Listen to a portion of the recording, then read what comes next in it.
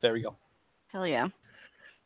Right. So, this is Snuffed. This is going to be a hopefully fun situation for us all to be in. If you were nervous about that, I don't know if I would have named it Snuff. The name is pending, but I couldn't think of anything better than that for the moment. It just makes me think of chewing tobacco, but that's just me. What are you, a Victorian dandy? Jesus. Quite. That. Oh man. I think we just hit a culture clash. We did. At some point, we do have to play What Ho World because that is an amazing game. No, we absolutely just hit a culture clash. I think you guys need to roll off. So I'm the GM, so you fail. Just think of making a game called Snuff that would be that kind of game. You could call like your health meter your snuff box. It could be a game about playing a Southern gentleman or belle. But the Southern belle has to have a mustache. Yeah. So we're going to be playing a scenario. You fucking asshole. We're just trying to make sure you're not nervous. Oh, I don't know about nervous. In hysterics is more like it. But anyway. Yes. So yeah, this will be ideally not a massively overly complicated scenario, but hopefully it will be something where we can bimble along and do good things, or horrible things, probably both. Cool. Just for the benefit of the recording, can we just have everyone introduce themselves and give us a quick physical description of what they look like? Starting probably leftmost, if Nate could do it. You mean like me as in the player? As in the character you're playing. We all know how beautiful and radiant you are, Nate. I was going to describe myself as some kind of Herculean exemplar. He is very lovely. You're more of a cuddly marshmallow, but whatever. I need to keep you two honest here. I'm playing Echo. She is a swarm.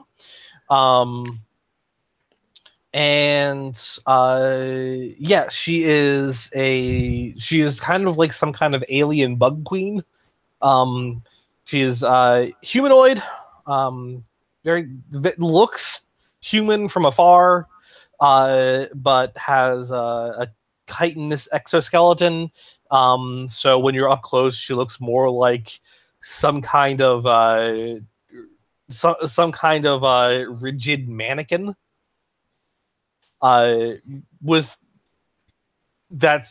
jerky sort of movements that you would expect from that sort of creature. She has like solid black eyes, and has a hive of smaller insects inside of her that are all part of a sort of alien hive mind consciousness. So she's just a moving hive. Yeah, she's a moving hive. She herself is an individual, and she is the queen of the hive. And the hive serves her, but she also serves the hive because the hive is also her. Tell us your inspirations. Inspirations are parasitic wasps, the Alien franchise, and the character Devora from Mortal Kombat. Hell yeah! Bring back Devora Mortal Kombat 11. Hell yes, please. Best bug. Anyway, thank you. Amanda. Hello. Would you care to introduce your character? I would not. No. Do it anyway. Okay. You got it. I am playing the Harbinger, also known as the Keeper, or just Or. Because I said the Harbinger or the Keeper. I'm like, that's a good name, actually. So your full name is Or the Keeper? Yes. That's a really lax parenting. I serve Azalvo, the Sleeping One, which is a writhing infant godling satiated in a deep pool of blood. Lovely.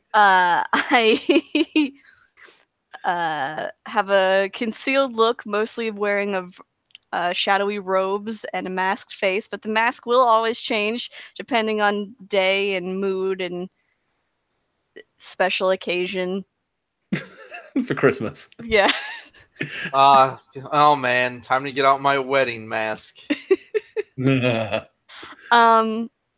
And basically it's my job to make sure that the sweet little baby stays asleep. And by doing that, I have to constantly fill the pool of blood that it sleeps in.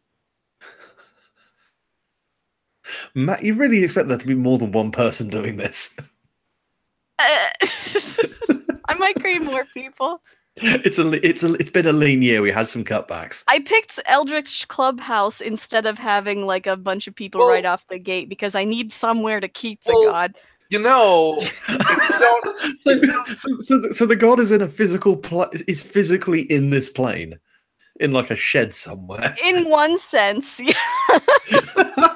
I mean, it's mostly in the dream world, but yeah, it does have a body that's sitting in a pool of blood that has to be marinating for a time. I mean, as for why it's only them, think of it this way. If you can't catch anybody and that pool of blood's getting low, well, sacrifices must be made. That's true. We had to make some cutbacks, and then I cut their back and let out their blood. And my inspiration was the comic Johnny the Homicidal Maniac. Which, if you never read it, the major plot point is that he has to keep his basement wall wet with blood or else something very bad happens. And Bloodborne, because I've been trying to learn as much as I can about Bloodborne lately. Fair play. Spoilers, it's got a lot to do with bloods and babies. Like Bloods born. and babies? Yeah. Whoa!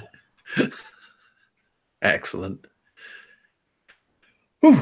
Thank you. And Zach, just to round it off. I'm Zach, and I'm overall a pretty lovely guy. Currently single, just so you know. And Please no. I mean, sorry. I'm Zach, and I'm playing the Oathkeeper, a large and dark, malevolent suit of armor that may or may not have anything in it.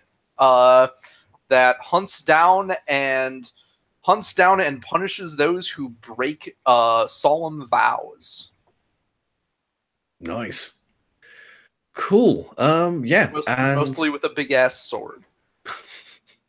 But I mean, you mean it's a big ass sword, not a big ass sword. No, that would just be silly. That would just be incredibly inconvenient. Shits out a massive blade and tries to stab people. Everybody knows swords represent big dicks. Come on. I'm not going to argue with that. Sometimes a cigar is just a cigar, Zachary. I wouldn't know. I don't smoke. Sometimes Freud is completely debunked. Anyway. So yes. So thank you for all of that. So yeah, this is a world where the paranormal exists. The paranormal is not necessarily well known. This is a world where the veil is still maintained, but there are groups of people, not always people who act in the spiritual world, but simply people who are aware of it, who understand that there are things out there that can't be explained, that occasionally step into this world to perform what they need.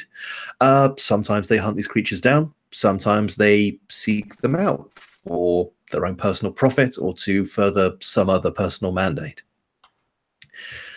What I would like for Amanda to do first is to do your beginning of session roll, where we find out precisely what your, little blood baby is fretting about this time. No problem. Small problem. Do we have a designated dice roller? Sorry, have a second. Let me just open it up. Jose? No. What? A designated dice roller. Oh, got it. Let's hire somebody. Our designated dice. I appreciate that you immediately assume they were someone of an ethnic origin. DD. You appalling I'm an human equal being. opportunity employer. A DDR, if you will. Zach, Oh, now I can't let this be on my YouTube. I consider them Why to do be you more of a assume dice having rolling a manager. Mexican roll dice is racist? What do I roll? 'Cause I it's- roll plus Erie, right? And how many dice? Yeah. So Remind me of the 2d6. 2d6. Thank you. So yeah, you'll have 2d6 plus 2 because not too bad. Got it.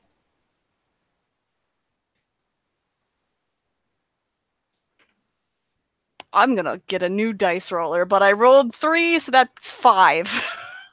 Oh, that sucks. Yeah, that's hey, way to start this. I'm getting one that I trust. Yes, the A preloaded dice roller roll. you can Mentions it too. trust. Yeah. Excellent. Right. So yes, it's been a difficult couple of weeks. Victims hadn't really, well, I say victims, donations had not been as frequent as perhaps you'd liked, and yeah, cutbacks had to be made. And you were lucky enough to be one of the ones who drew the long straw. So yeah, you're not currently, exsanguinated all over the vat. Unfortunately, the stirring god is, well, stirring, and it's becoming more and more apparent to you that you really need not just to harvest maybe one or two. This feels like maybe a busful. This feels like this, or you raid the Red Cross. Where do you go to try and get as much blood as you can as quickly as you can? Hmm.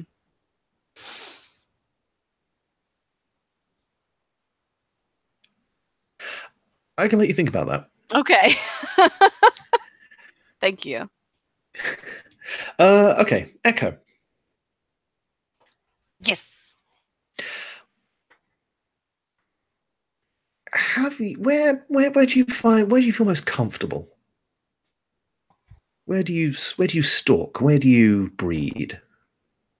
Where do you spread?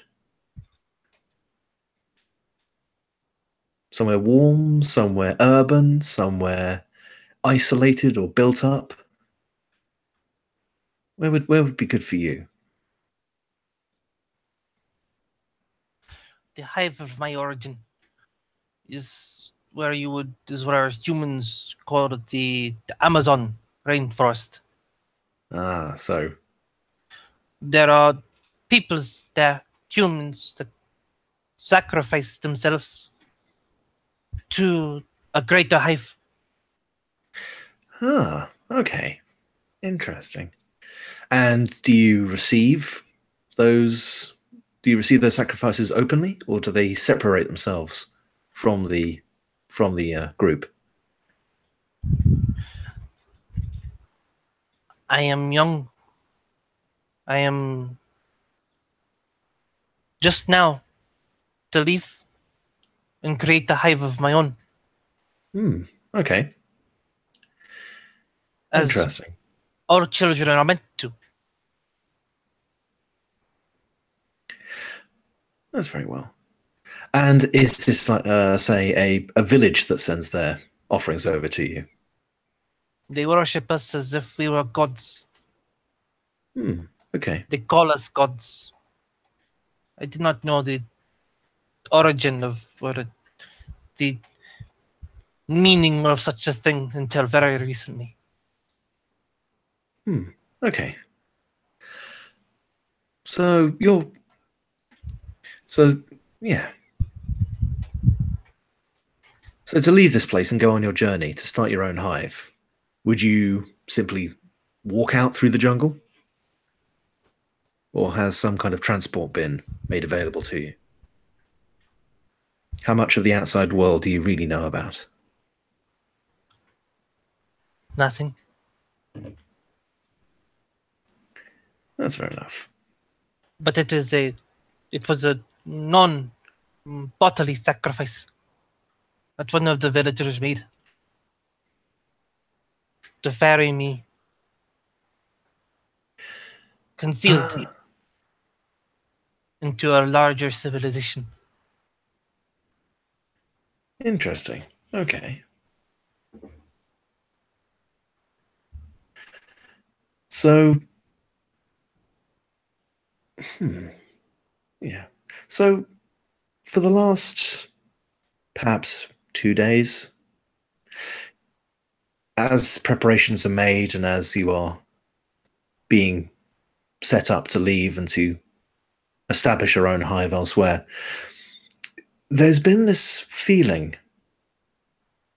Perhaps it's anticipation, perhaps it's fear, it's something tickling at the back of your mind, something akin to being observed, but whenever you glance around, there are merely the people you know, the humans that occasionally offer up servitude and sacrifice to you. Nothing seems to be wrong. But you get this overbearing sense of being observed. And it's not until sometime later, as you are slowly taken away from the hive, you start to feel light. And the bottom drops out. And your world turns a deep and pervasive shade of red. And I'm going to ask what Zach's doing at the moment.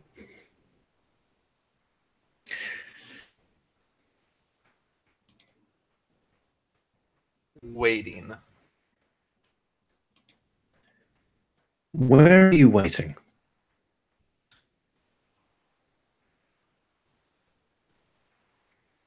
Is it a place that could be defined, or is this It's more of a state? It's a state. Wherever it is that he goes, where he is not when he is not needed. Interesting. He waits for a call of a kind, either whether it's a deliberate call, someone who has heard of him that might be deliberately summoning him to mete out his brand of justice, or whether it is a call of desperation, someone who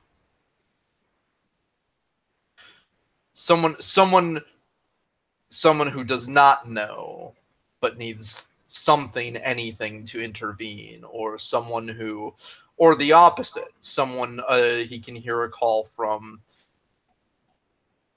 a person that needs to be judged, that doesn't betrayal is so egregious that it echoes to him. Okay. So in this not quite torpor state, it's almost meditative in the way that you're leaving your mind open to the calls of the mortal world, for these sudden stings of emotion, these sudden calls out for judgment. You have no real spatial sense of time in this place. It's more a case of when you are needed, you come, more than you simply counting the hours.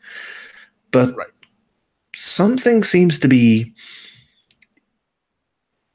almost like an intruding signal on a radio band, something that doesn't follow the pattern of things you normally hear. Normally it's cries of grief and anger and injustice and betrayal, but you hear the words in passing, "Are you sure that's enough?" And then it's gone. It seems to be a more confused, slightly older female voice.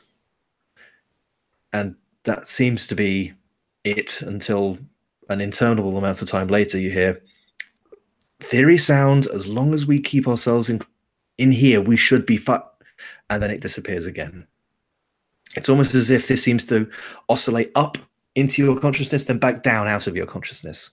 And every time it comes up, there is this swelling redness. Not in your vision, there is no vision here, but you get the distinct feeling of it. as if you could taste it. A flavorless redness. It's not driving or pushing. It has no force. It has no mass, but it seems to be looking for something. And it's another period of time. Again, you're not entirely sure how long. You feel it come. Perhaps you'd felt it the last few times, but it had been so insignificant you had never considered it until then. But you feel the redness swell from below you, from within you, from around you, and you hear as this roaring fills the existence around you. You just hear this slightly cracking, clearly frightened man utter, "Well, it's this or we're dead." And then everything goes red. Right, back to Amanda. Have you had an idea about where you would be getting a lot of blood? In the most non-conspicuous way possible.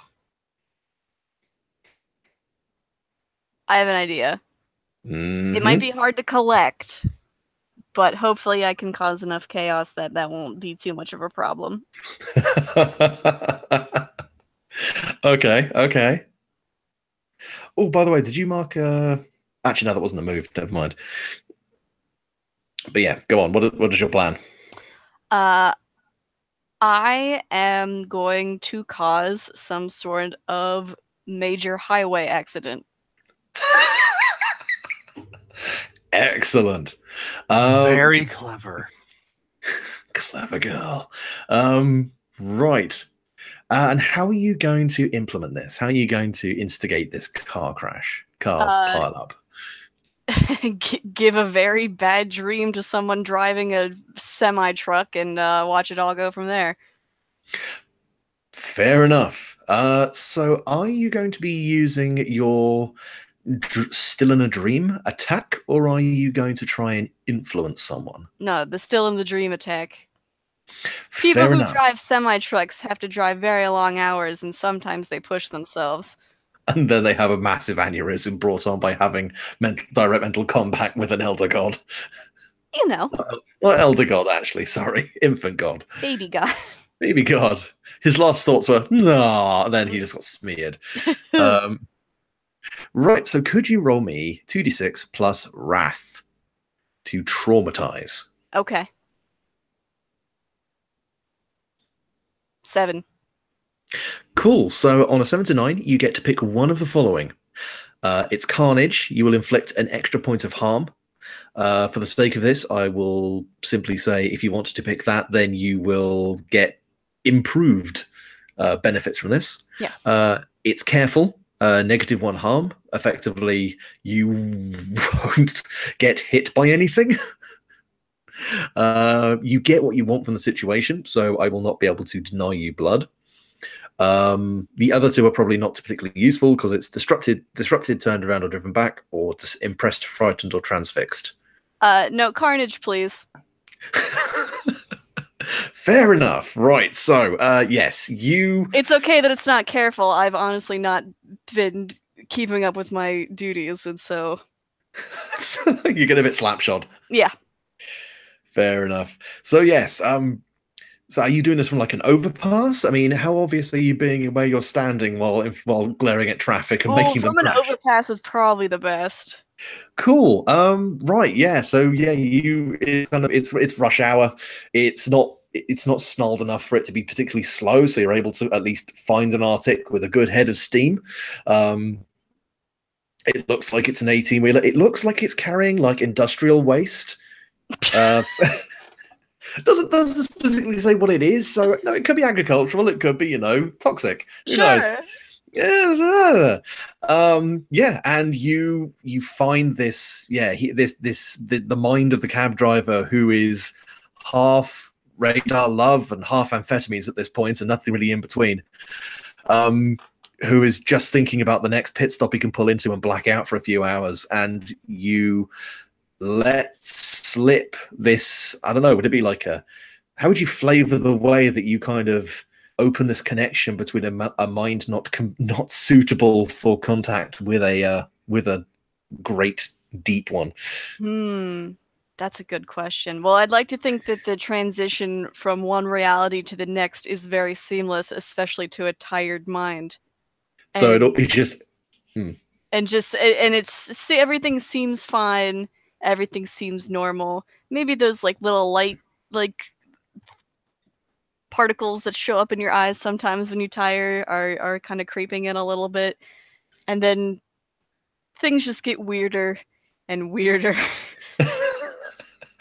And this heavy feeling of like dread just starts to set in more. If you've ever had sleep paralysis, that feeling. Sounds fun. Sounds of the road starts to fade away, replaced by whispers of some unknown language, and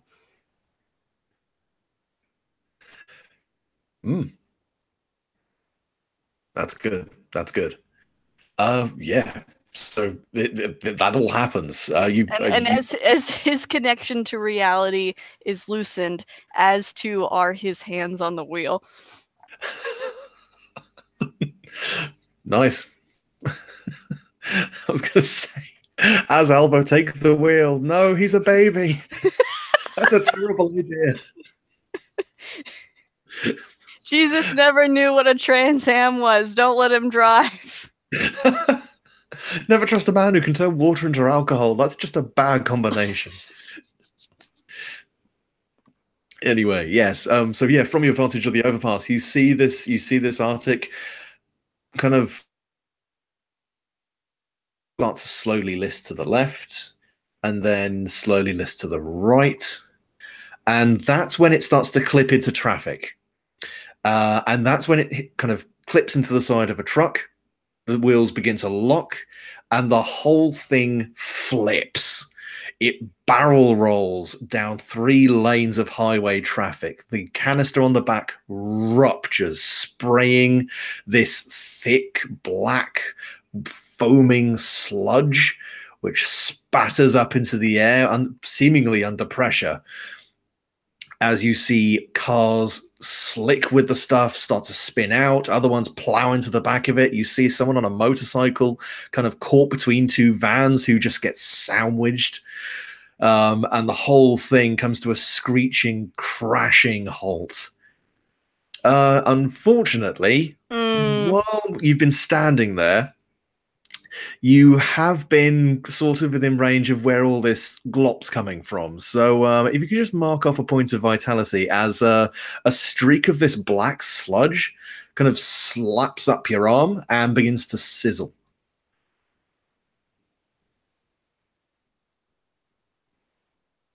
But yeah, you have more than what you were asking for. You have at least killed maybe half a dozen people, hospitalized twice the amount, if not more.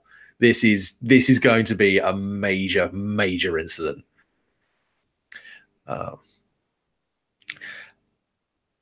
And I will allow you, seeing as you got 7 to 9, and seeing as we are trying to be a little bit fair here, how are you going to acquire the blood from this point? Are you just going to abduct people from the scene? Well, I have this bucket. Oh, you're just running around stabbing people and filling a bucket.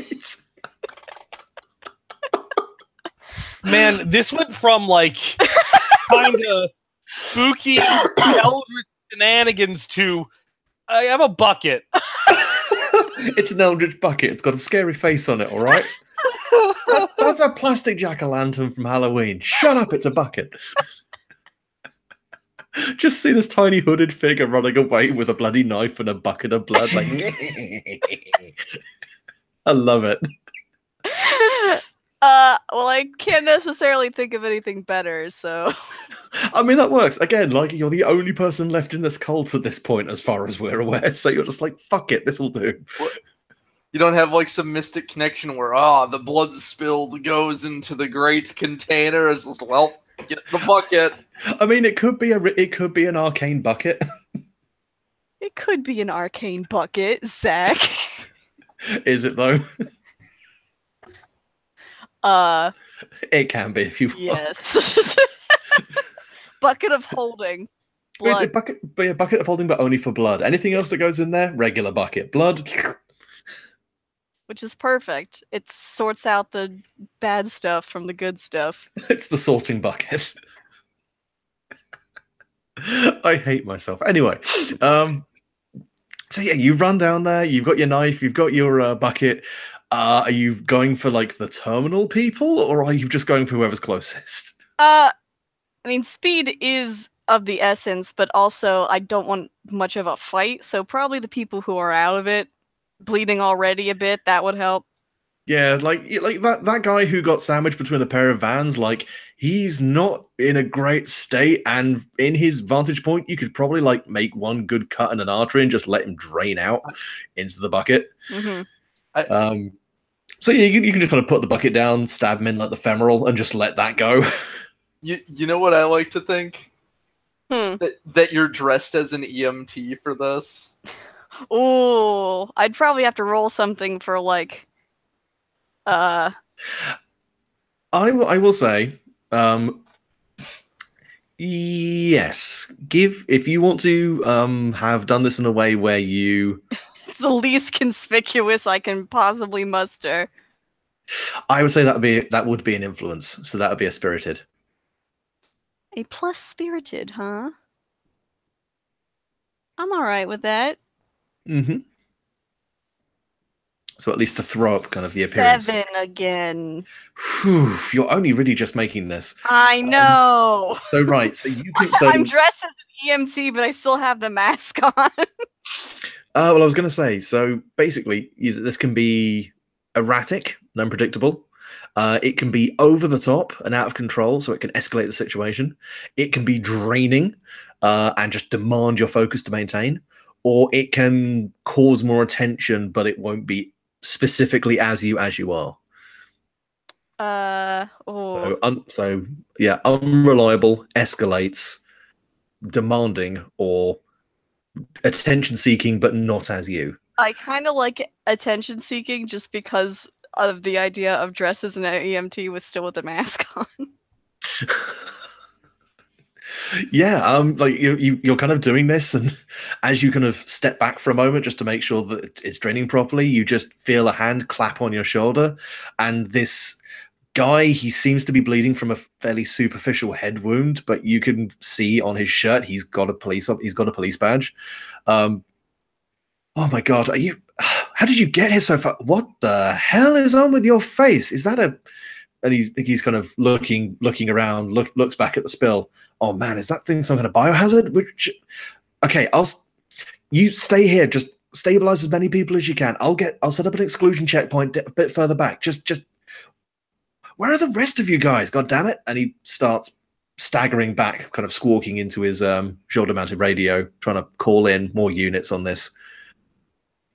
But yeah, you've got a bit more time to do that, and as you kind of, as the guy kind of, as the poor biker, Yeah, I just give him a thumbs up, like everything's cool. just imagine, like, if we did this as like a wide shot where the cop can't see past you, but we can see the biker like twitching as he exsanguinates.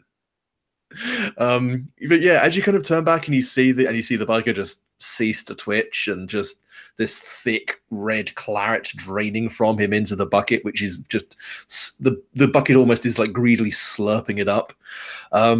You find yourself looking at the blood and looking into the blood, and the viscous, warm redness of it seems to cloud your mind and roll around you until you find yourself immersed in this cloying, dark, warm, sticky redness. And Does it this becomes feel everything. familiar? This feels like something you recall, but not something you've had done to you. This feels like binding. In fact, you would be uniquely experienced in knowing how to bind something with blood. And this feels like someone is binding you and pulling you to where the bond is being made.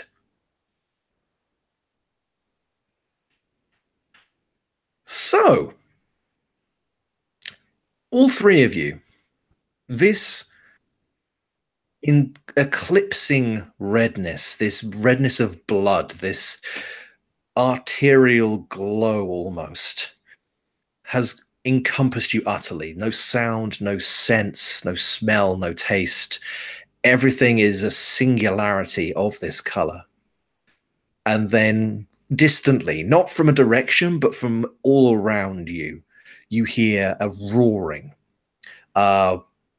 windy crashing of loose objects and heavy objects slamming into each other, the sound of tearing, the sound of shouting, the sounds of someone shouting in an elevated voice of confusion, but another person shouting as if shouting over it, trying to say something in a heavy, regular rhythm, some kind of invocation.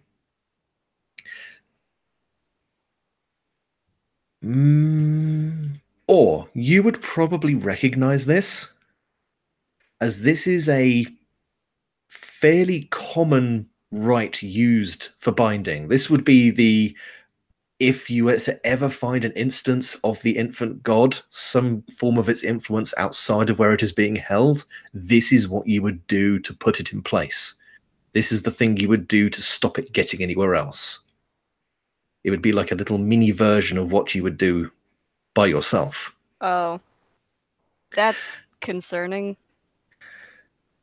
And yeah, the redness begins to fade, and it doesn't go away completely because there is still this swirling crimson mist, but all of you see, well, each other.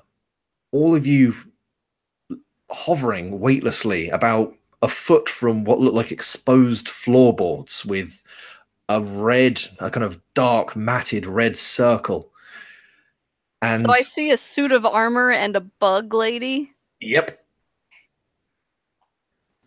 And conversely, the rest of you see a small person in a mask who is probably still in an EMT's uniform at this particular moment in time.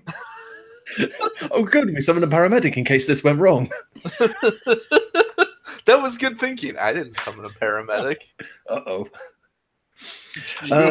You generally don't summon and bind paramedics, guy, friend. I don't know if you know how this works, but you can't just, last I checked, you can't just summon a profession to work for you. Like a good neighbor, State Farm is there. Fuck. I was going to say, except lawyers. That is actually how you employ lawyers. You summon lawyers. You must bind them in a contract. They accept this as a form of negotiation. Who dares summon me? Oh yeah, I was in an accident last week, and I was told you could help me. Good. Did you bring a pen? I did. Yeah, right here. I ran out of blood a while ago. Anyway. But yeah, so back into this. And all of you are suspended there for a moment. And all three of you can see where the mist is coming from. It's coming from the outstretched arm of what looks like a man in his late 20s, possibly early 30s. One sleeve, the sleeve with the arm outstretched, rolled right back up to the shoulder, and red coruscating down it in these thick red kind of spiraling bands. The robe itself looks like it's from a charity shop, possibly from a costume shop. The beard looks like it's probably seen a shower at some point in the last week, possibly not. And he stands there with the absolute rock-solid certainty of a man who knows he will die if he fucks this up. Echo hisses, and there is the sound of a lot of clicking and snapping as various parts, like various creases between her and between her chitin, kind of like open, specifically on her back, and small grub-like creature to crawl out. Fair enough. You also see the woman who was currently standing what looks like behind an overturned sofa pop her head out and point something directly at you. And although her voice does not carry as well as his over the cacophony, you do hear the words, "If this fucks up, I'm shooting you first," before she kind of ducks back down behind the sofa again. But yeah, all three of you find yourselves, like, you can move, but you feel like you would just spin on whatever axis you're being suspended on right now. The suit of armor does not move. Just looks surly. I'm curious what happens when one of her grubs flies. Absolutely. So, say, fly, like, just within the barrier, within the confines of the circle? Yeah. Does it, like, take orbit around her? I gotta know. So the grub takes off, and it gets a short way, but it's quite windy in there, so it just kind of goes and starts tumbling end over end. But the weightlessness at least stops it from falling, so it's sort of just kind of going end over end in a lazy circle kind of around you. Also, I probably should describe them. The grubs are they look like Hercules beetle larvae. But they have wings. Big chunky boys. They're like they're big, like they're the size of these lads. Oh, beautiful boys. Love them. And yeah, I guess Echo she'll reach out and catch the grub, and then kind of cradle it in her arm for a moment before letting it before opening one of the creases in her, like that separates what would technically be a rib cage from belly. That kind of opens up and it crawls back inside of her. Yeah, it kind of lands in your arm. It kind of lands in your palm with a lazy plop. And she cuddles it, pets it, lets it go back inside.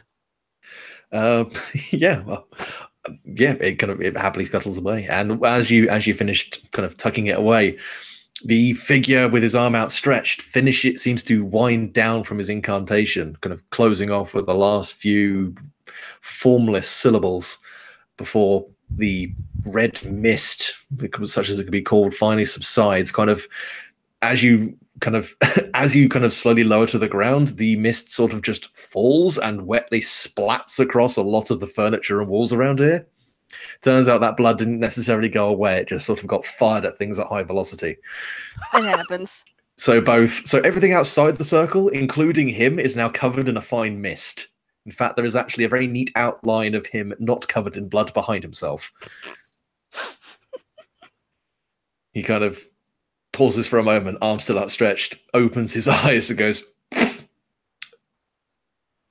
"Well, they haven't killed us yet, so I'm going to take that as a yes.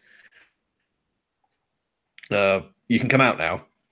And from behind the sofa, it seems she didn't duck quite quickly enough because there's a streak of red going through her hair, but this woman, kind of in her mid-30s, stands up. She also looks in a certain level of dishevelment, but has clearly taken a bit more care of herself than he has, still with what you can see now to be a pistol by her side. Kind of looks at him, looks at the three of you with a distinct look of confusion and fear on her face, but takes a moment, blinks, swallows it down. Right. So, do I explain this to them, or do you do the thing with the Latin? And the man turns to her, shrugs. I mean, last time it was just a case of I told him what I wanted him to do, and that was it. I mean, we've marked the things, and we've done the... I should probably talk to them, otherwise they're going to get really pissed off in a second. I am already pulling out a knife. This one is expecting an explanation. He kind of turns back to the three of you, kind of looks around for a second. I put it as I put it. And fishes up from behind an overturned settee, behind an armchair, a rather large leather-bound book with what looks like a pair of hands interlocking as a clasp along the along the opening of it, and kind of tucks it under one arm almost protectively. Greetings. The book says that I'm supposed to do this in a very wrought and overblown sort of way, but Mr. Thomas didn't seem to have much of an issue with me speaking plainly, so I'll put it plain. I have summoned you here under the behalf of my client. The woman kind of gives a slightly half-hearted wave, but does not do it in a particularly enthusiastic way, to perform certain duties on her behalf. If you fulfill these, to our satisfaction, we will release you from this bond. No questions, no ifs, ands, or buts.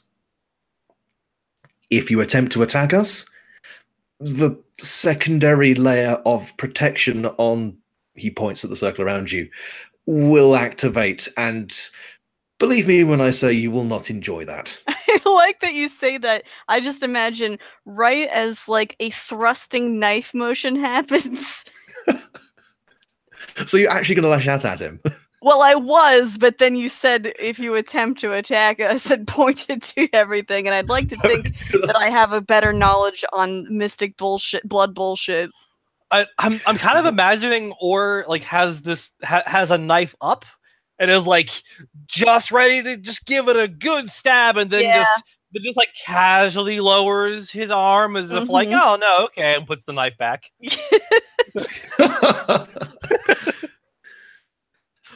Also, I probably snap or something, and the robes are back on and not the empty clothes. Yeah, he kind of glances back at you and kind of notices your clothes have changed. He goes, "Oh, thank God! I thought I pinched an EMT by accident." All three of you, I have summoned due to your relative skills, knowledge, and abilities. And also that you were the only ones I could get my hands on. It's nothing personal. This is all I could get. He kind of looks over his shoulder where the woman is now giving him a very pointed look. Goes, look, they look like they can do it. It's fine. She shakes her head and walks off into another room. Just tell me when it's done. Not impressed by your candor.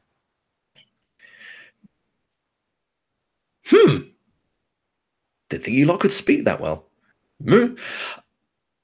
Is there anyone who's like a ringleader, or do you guys not know each other? They weren't too specific on exactly how you guys came as a unit. You've never done anything like this before, have you?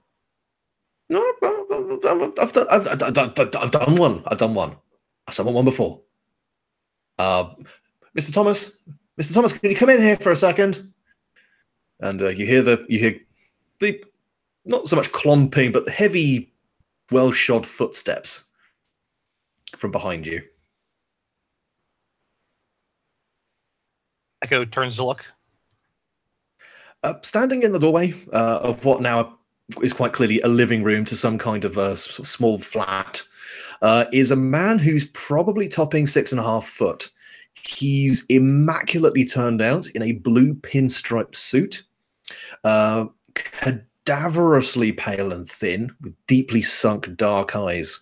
The one notable part of his appearance, well, two possibly, is the shotgun he is holding in one hand, which looks far too small for him, and the tin star on his lapel, which has a bullet hole punched straight through it, and what looks like it directly through him. He looks at the three of you with a very distinctly unimpressed expression. So these are the three you felt would be adequate, yes? Well, yes. like I said, this is all I can get. It'll do, okay? Good. If you Tap insist. a little knuckle on this thing of armor that seems to be next to me. When you reach out to tap him, it grabs your wrist. All right, good to know. Take my wrist back and shake it out a little bit. This one is impressed by the amount of metals. Must have been so hard to acquire. And to be made into such a state. It's just like circling around the suit of armor, looking it up and down. I'm gonna turn back to the fellow who summoned us here. Who is the guy is now kind of looking over at Mr. Thomas and his mouth thing. I think they're ignoring me now. Is that normal? You obviously have no idea what you've done. I can't speak for these two behind me, but I'm very busy. So, whatever dark deeds you need performed, you're going to need to find someone else. I appreciate you clearly were moonlighting as some kind of emergency medical technician, but whatever you want to do in your spare time is fine by me. We are not in a position to negotiate. Well, more technically, you are not in a position to negotiate here.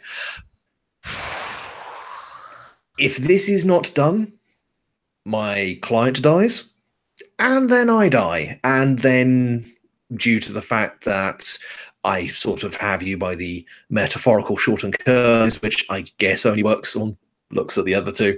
Probably only one of you, and even then, maybe. Echo is currently trying to peer up at the helmet of the suit of armor, trying to see if there's anything underneath of it.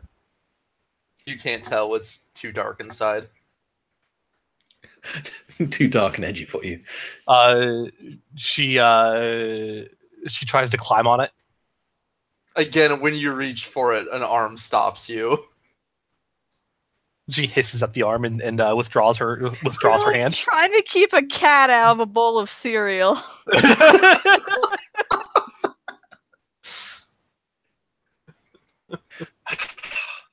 If I could have everyone's attention, or at least Toviar's attention, I don't know what the big suit of armor is doing. I was under the impression he was a bit more animate than that, but whatever.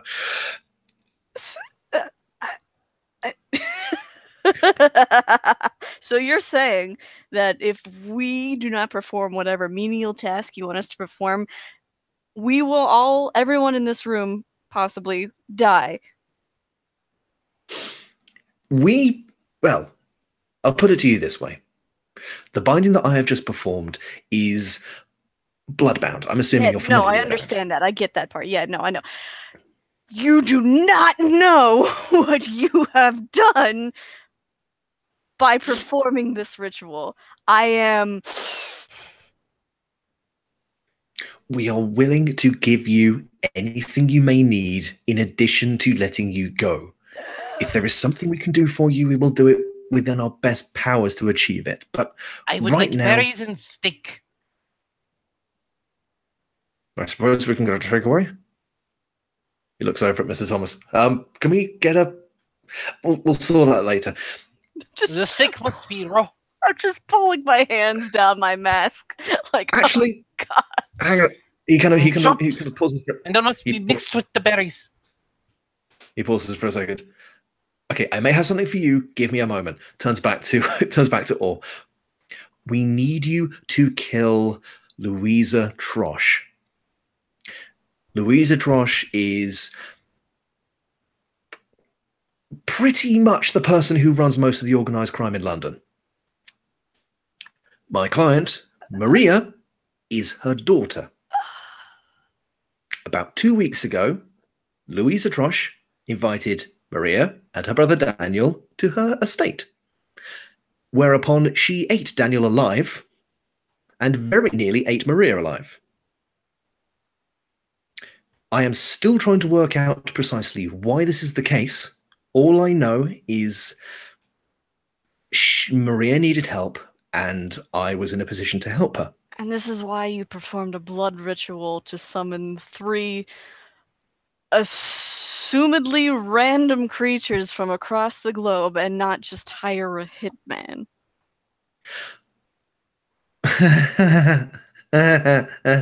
Excuse me for a second. Oh, He walks off out of the room for a second. Mr. I think I actually changed his name, but Mr. Peters is just kind of Thomas leans on the was door originally frame. his name. Mr. Thomas kind of leans on the door frame to allow him to go through, looks back over at you and goes, "He's an idiot, but his heart is allegedly in the correct place." Much It's as I would about like to to relieve not him from be. it. You'll have I to would wait in assume line. that his heart would be in the correct place. Most humans' hearts are always in the same place. I have Does never your- heard of a human whose heart is in their stomach or anything otherwise. You clearly lead a less interesting life than some of us. He just turns back to look at his shoes. There's a bit of a banging and crashing and some shouting coming from outside, and then the guy with the beard comes back again. This time carrying a black bin liner and a blue plastic cool box. He takes the bin liner and empties it out into the circle.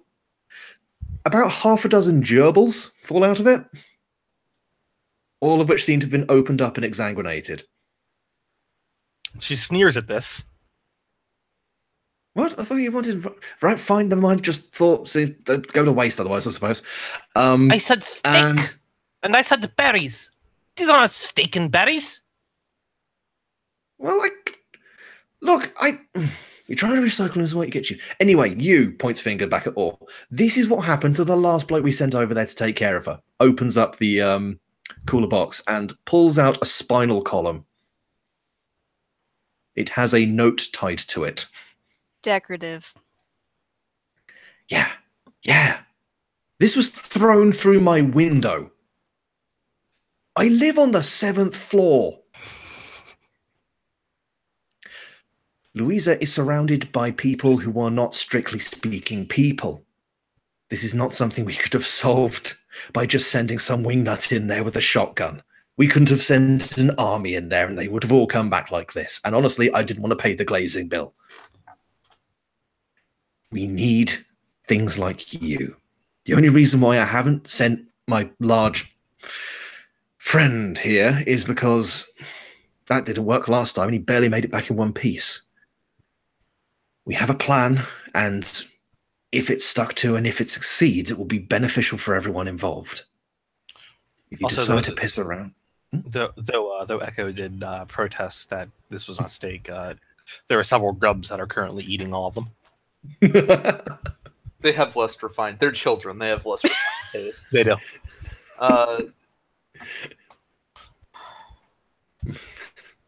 Mr. Thomas looks with a slight level of revulsion.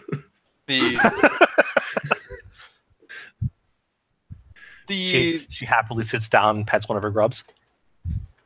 The Oathkeeper turns specifically to Mr. Thomas as seemingly the most competent of the people outside this circle, and begins speaking finally. This Louisa, what vow has she broken? The metal man speak. A vow? Vow of motherhood? To protect her young, to nourish and care for them, to protect them, not to invite them into her home and butcher them like cattle. Oh, you actually get Echo's attention then. The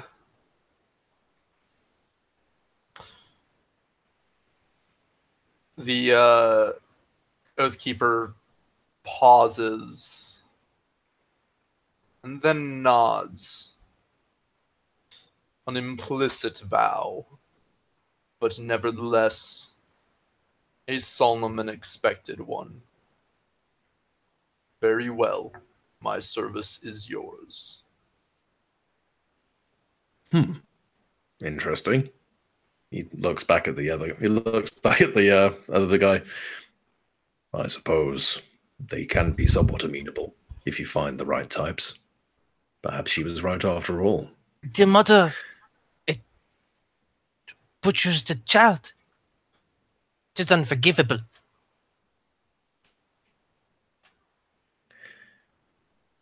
You are to care for your brood. Well, the human kind of pipes up. Well, I'm not going to get into that in too much detail. The issue is still fairly sore. I should probably get her back in here to just complete the last little bit of this, and then we can I can take you guys away to where we need to be. So if you'll bear with me for just one more moment. Steps away again. Shortly afterwards, comes back with who you now know as Maria. She looks like she's kind of recently splashed water on her face. She's put the gun away, although it's just in her coat pocket. It's not away. She's crossed her arms over her chest, and she's looking a bit more confident now, a little bit more balanced. So, Atreya tells me that I can trust you for a given value of trust.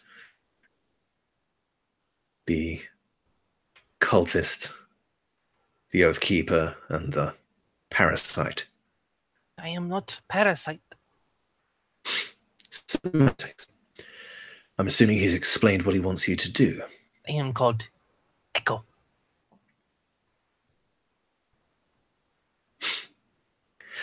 If he's explained everything with adequate detail, I don't see why He kind of looks at her, doesn't really kind of reach out to her, but kind of gives her a very pointed look.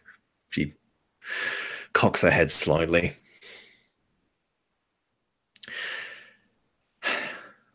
So the last time my colleagues attempted to take out my mother, it ended in a absolute bloodbath on two fronts.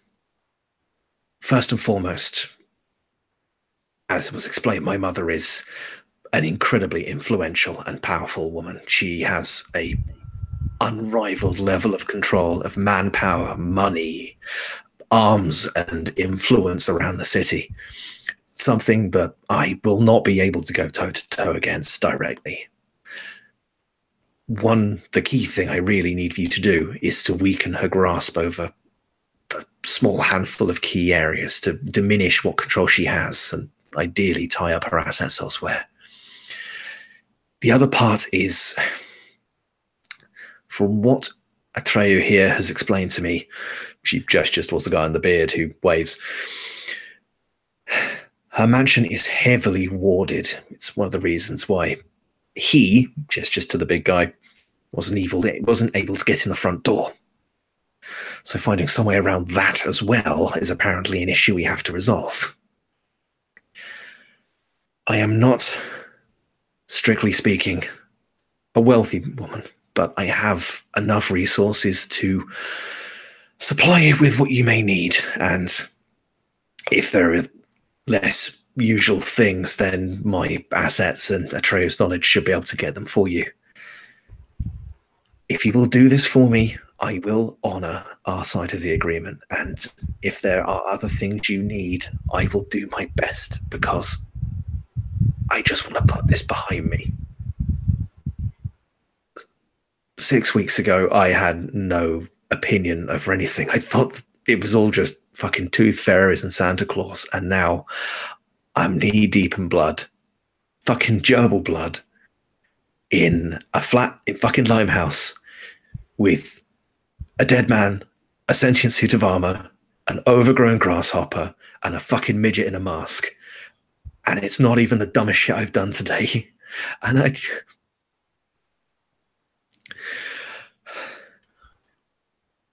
This one is not an overgrown grasshopper. She looks quite clearly distraught at this point. She's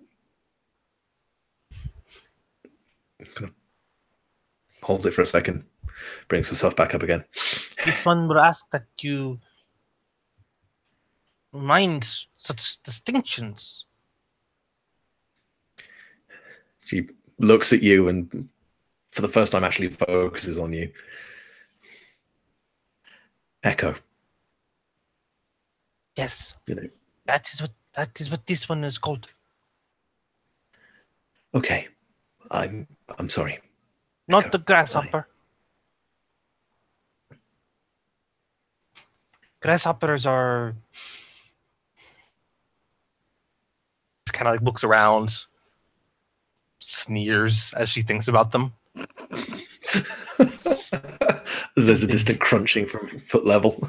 Well, this is wonderful that we've all made friends. I would love to just get started immediately so I may leave immediately.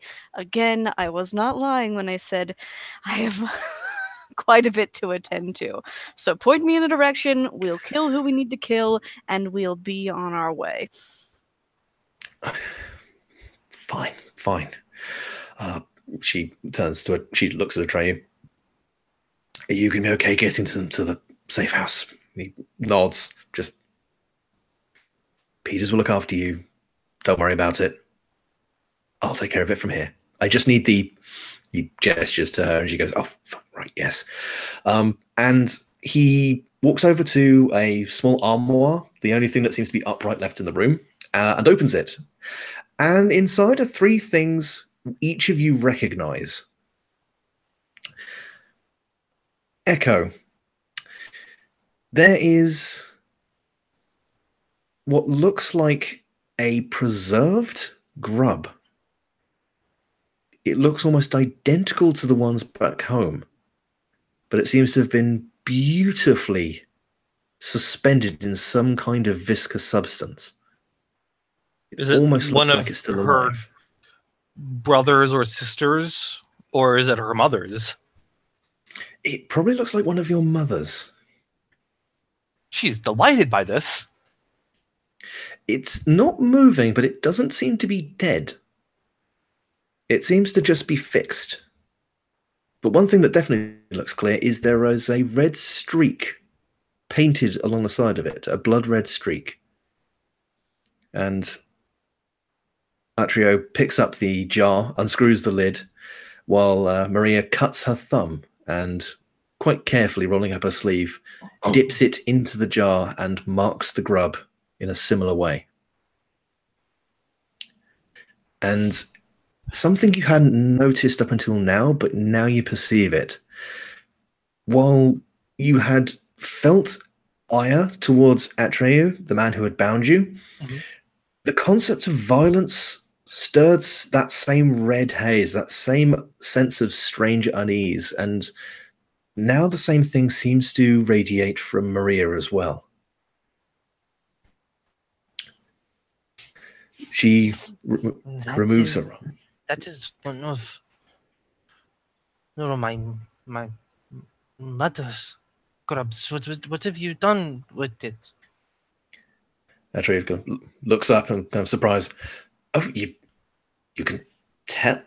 Oh, well, I personally don't know. I can introduce you to the woman who found this for me. It's in a temporal suspension. The gel basically just keeps it in a fixed point. So it's fine. It's totally fine. The gerbils are a bad indication, I know, but I'm not inhumane. I wouldn't just randomly kill anything. But if I figure if you want us to give it to you afterwards, I mean, we won't need any. Maria looks at him. She blinks a few times. Can we just get this done? All right, fine. He screws the jar on, puts it back inside, pulls out the second one. This one, the Oathkeeper recognizes. So the armor that the Oathkeeper wears, is it all just solid plate? Or is there ornamentation to it? Are there like scales or chain links?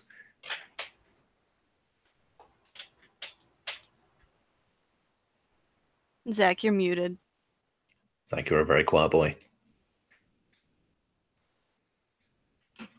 I like to think it changes depending on the incarnation, basically. Oh, fair enough. But yeah, it's probably layered like the way I imagine the armor is it's at first glance it looks like normal, like physically plausible armor, with like real armor you'd wear it in layers and such. But if you look on closer inspection, there doesn't seem to be any of the normal weight like mechanisms in place that would strap it on or that you would use to have to take it off. It's all just going to hold in place. Yeah, it's all just hold in place. Like if you were to look at his gauntlet, you wouldn't see a way to loosen it to pull a hand out, for example. That's fair enough. Yeah. In the jar, you see a scale. This looks like possibly from a good while back, possibly back in the like late Renaissance period, maybe a little bit before that. There were a lot of honor killings and a lot of betrayals and things like that back in the day. There were the good old days where he could walk down the street and not stand out like a sore thumb. Whereas now there's got to be a fucking riot going on for you to look unnoticed. Actually, there was a really bad period of time, but now it's sort of looped back around where people just sort of think, oh, well, it's one of those weird cosplayers or something. Like, but yeah, like he doesn't understand. He doesn't really get that part. He's just like, at some point, people weirdly just started going with it again, and he doesn't know why, but he doesn't really care. So that's fair enough.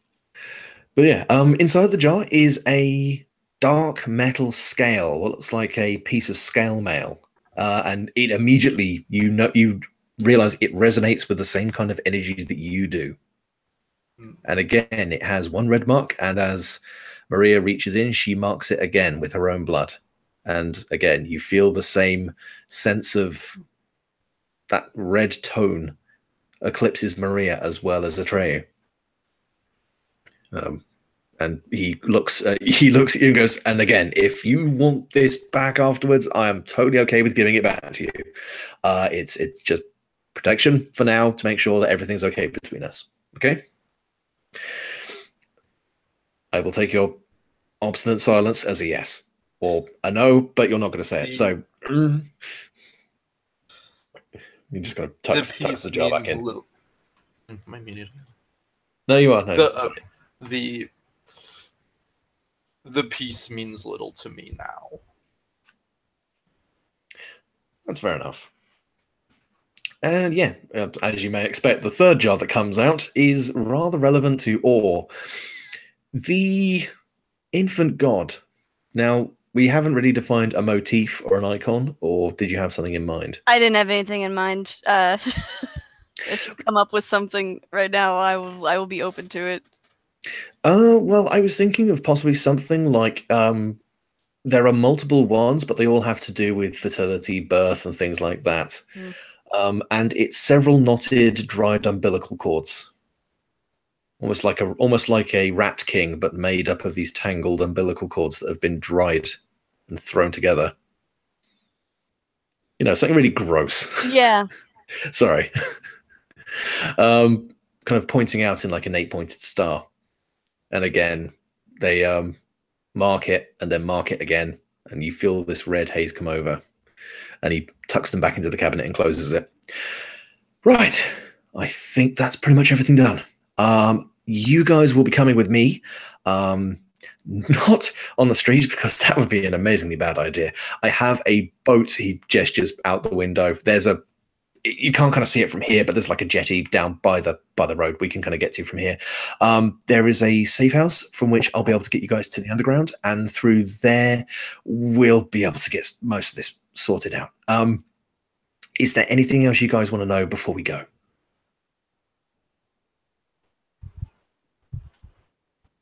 Where is my steak? I think I have food back at the safe house. I will suss it out from there. If not, Deliveroo. I don't know. Look, just Deliveroo. But we can assume that we're not dealing with anything human. Considering the fact that 1, spinal column, 2, spinal cord delivered, from a seventh story window without aid of a freaking catapult, and the fact that, well, he makes like a biting motion with his hand. No. I mean, I can introduce you to like 7 or 8 people, all of which you are not technically people. Like I know weird shit when I see it. He points at Echo. So Steak points at Or. Do you want anything? Malevolent chuckling. Malevolent chuckling is not what I asked for, but all right, fine. And as he points to the Oathkeeper, Grease, WD-40. I do not require anything. All right, sure. Right, yeah. Do not forget berries. And berries. You must be fresh. I'll stop by a Waitrose or something. It's fine. Right. I will. He points to Maria. Goes. We'll call you in. He checks his watch. 6 hours with a plan of action. She goes. Yeah, that's fine. Can we make it 4? If you insist. It depends on how well this goes or how badly this goes. And she heads off. Atreo kind of waits there for a few moments. Here's the elevator start going down. Right. Okay. I'm just going to remove the last layer of binding from this. This will allow you to step out of it. It will not remove the other incantations I've sussed out here. I'm going to rely on all of you to be relatively well behaved, at least until we get to the other safe house, if that's okay. I have no idea where I am. I need to take stock of my surroundings. I didn't say, did we? No, wait. Maria, we're in London. We're in England. I probably didn't ask. Where did you guys come from? Do you have a smartphone? He pulls out like an old Nokia prepaid from his pocket. No. Do you have access to any sort of news? I have a PC with internet at the other safe house. Oh, good. This apartment is completely off the grid. What do you have, like a Dota League you got to play or something? Anyway. What? Check the next world news next time, and that will give you your answer. You don't have to be this unnecessarily oblique and ominous, but if it's what you want to do, it's what you want to do. What was it? Sanguis Acte Domine? And there's almost like a succession of pressure, and the circle opens up. Oh, his pronunciation is just atrocious. Oh, I'm sorry.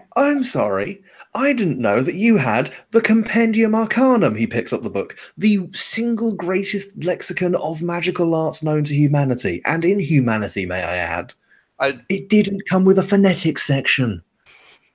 Well, that's weird, because mine did. Pulls out the amended Compendium Arcanum. Really useful stuff. Got notes in the back and everything. Pronunciation guide. Folio version. Sign. God damn it. The audible version. I just like to listen to it when I'm going on walks, I tend not to listen out loud.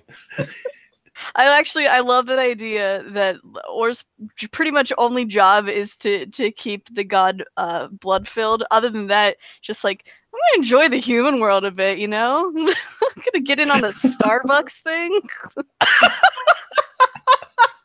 I'm gonna open up a franchise. Oh, watch TV. This is great. I like to think this is why you've been so lax in your duties lately, is just you get caught up in human world stuff. I discovered what hostess was, and fuck.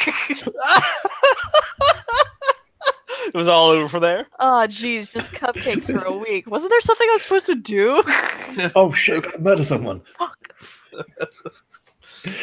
Just Look to imagine the you. blood pool. Oh no! Oh, no. Why did we all discover Netflix binging at the same time? This is so bad. Oh god, I got so caught up in the professional gaming circuit, I forgot to feed the Elder God. It's been scratching on my door for like half an hour. Wait. I feel like you need a job you can do from home so that you can feed the baby. Yeah. I sell friendship bracelets on Etsy.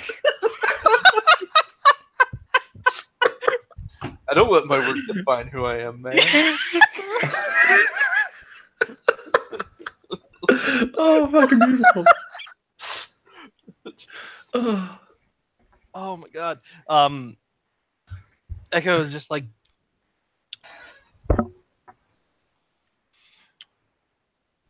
we will require more information about our surroundings. Who's to? No, they're not in the forest anymore. We do not have servants here. Do you like There's- rain, fog, and depression? I mean, she's not. I mean, they're not wrong. I don't know. You're kind of amorphous here. I don't know how you identify. Anyway, I'm going to take you outside now. It's going to be for like a minute while we get across the road. He looks at Echo. I'll find you a bed sheet.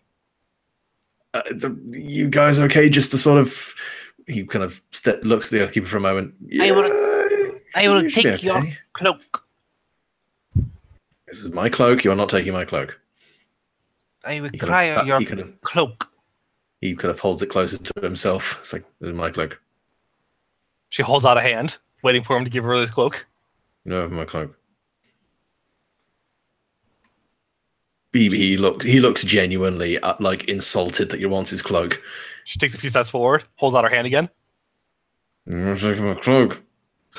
This sounds like you might be trying to, this sounds like you might be trying to charm him into giving you what he wants. Yes. Yeah, I mean, if you want to charm him, then absolutely. Yeah. Can I help in any way just to get this rolling? Yeah. Time sure. is very much of the essence for me. Yeah. If you want to assist, roll 2d6 and add your spirited as well. Okay. Oh wow, that one I did well. Okay. So Amanda, what did you get? I got an 11. Good. Yeah. In which case, yeah, Nate, you take a +1. Okay. That case, I got a 10. Nice. So that actually bumped it up to a proper success. Brilliant. Yeah, Atreyu looks really, really unwilling to do this, but he kind of, whatever agonizing is going on inside his head seems to come to the conclusion that this will get you to move, and he'll just have to process this later. And yeah, he very reverentially unclasps it. Well, he doesn't unclasp it, it's Velcro. He unvelcros it from around his neck, like carefully takes it off, dusts it off a little bit, and then hands it over to you. Just don't tear it or anything. Okay. You require this in return. It's my cloak. This cloak is special to you. Mm-hmm.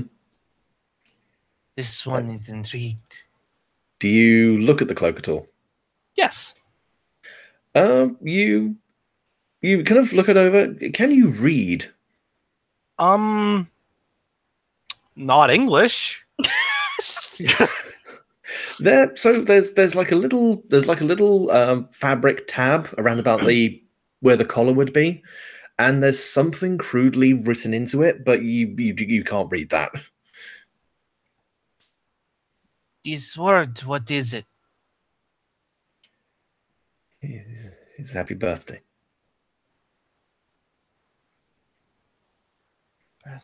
birthday. She kind of like mulls it over. It's A all right. hatching day. Yeah. Just it's fine. It's It was fine. a hatching day present. Please, just let's go. I will not deprive you your hatching day present. She gives it back. Like Atreyu genuinely is holding back a tear as he kind of just carefully holds it close to him for a moment.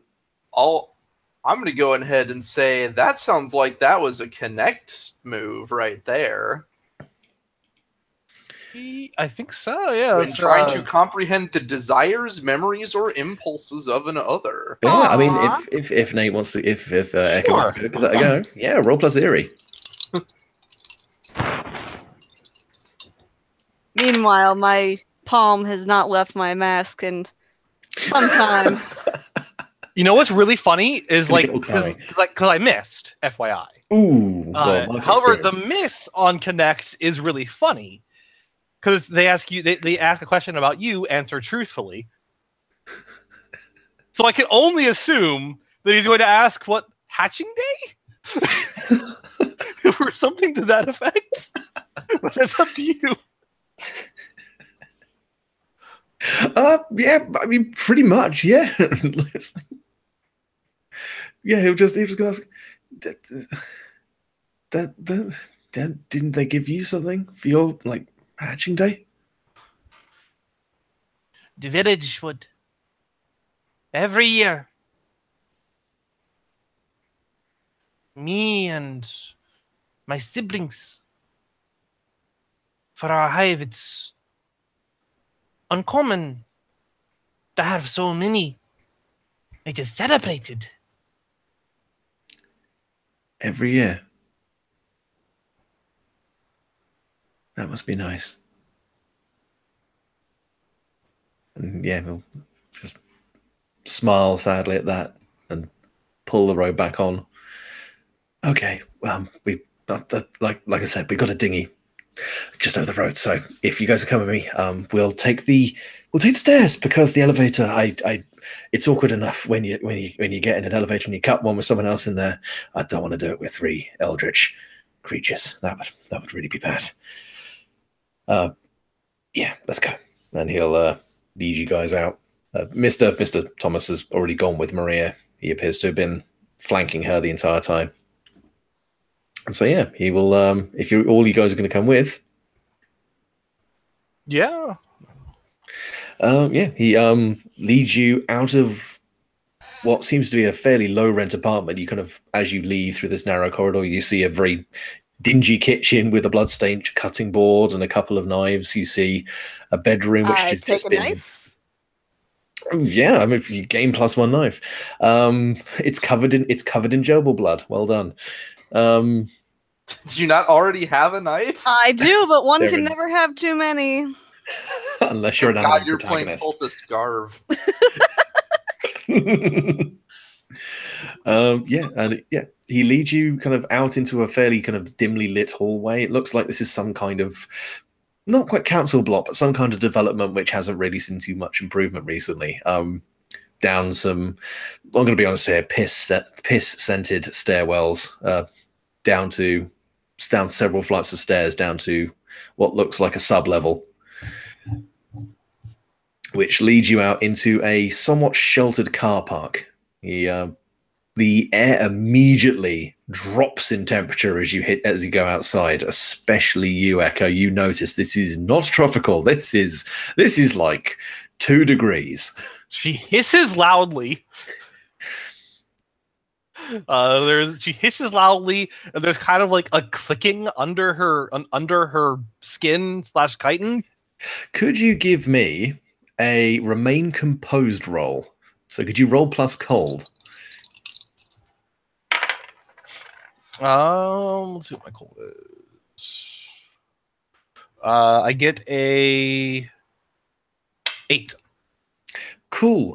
So yeah, you hiss audibly, like loud enough that maybe people outside heard that. Like that was a weird noise coming from the car park. Atreyu kind of jumps when he hears that, looks around. Oh god, just I should have got a bit. Just hold on to this, okay? And again, just unvelcro the robe, and he will very quickly throw it around your shoulders and just go. Just keep your head down, okay? Just follow me. She doesn't even have like a retort or thing to say here because it's very cold and she really hates this.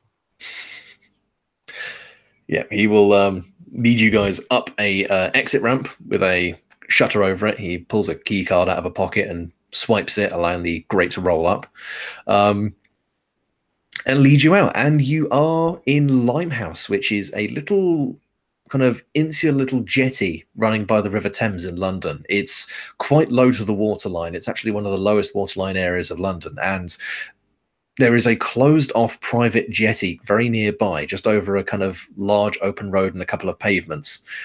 It's busy. It's very busy. There are people walking back and forth, heads down, braced against the cold. Few umbrellas, furtive against very light mist of rain that's now coming down. Nothing too heavy, but just enough to start soaking.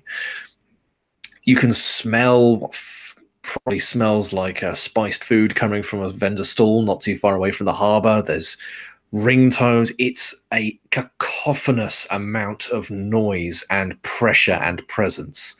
And it's difficult to kind of stand in one place because there are people constantly trying to budge around you. There's kind of a couple of half-hearted, excuse me, sorry, wait, as they try and budge around you. But no one's really looking at you too closely because everyone just wants to get the fuck home. From the way the sun looks in a fairly overcast sky, you'd argue this is probably late afternoon, probably early evening. Atreyu kind of glances both ways along the side of the street. Traffic's not terribly busy right now, and gestures you to follow him as he kind of darts across the street. Is like one of them guiding Echo at all? Because you're describing a lot of sensory stuff, and she doesn't like it. Like she's like hunched over and like stumbling and having a real hard time focusing, and like she was told to not hiss or click, but like there's periodic clicks under her shell, and because her grubs are not happy with this. All right, in which case I will open up to the other two. If either of you want to make a move to calm Echo down, you may. Otherwise, I will ask Echo to make a roll. Nope, Oathkeeper doesn't care. Yeah, I'll try. Oathkeeper, the void of fucks. I know a thing or two about calming down creepy things. I am where fucks go Little to baby. die. Like the ice floe they put their fucks on before they die. So would that be with Spirited for like some sort of influence? Are you trying to just say, in what way are you trying to calm her down? Is it more a case of just reassuring, telling them they're going to be okay, or just kind of...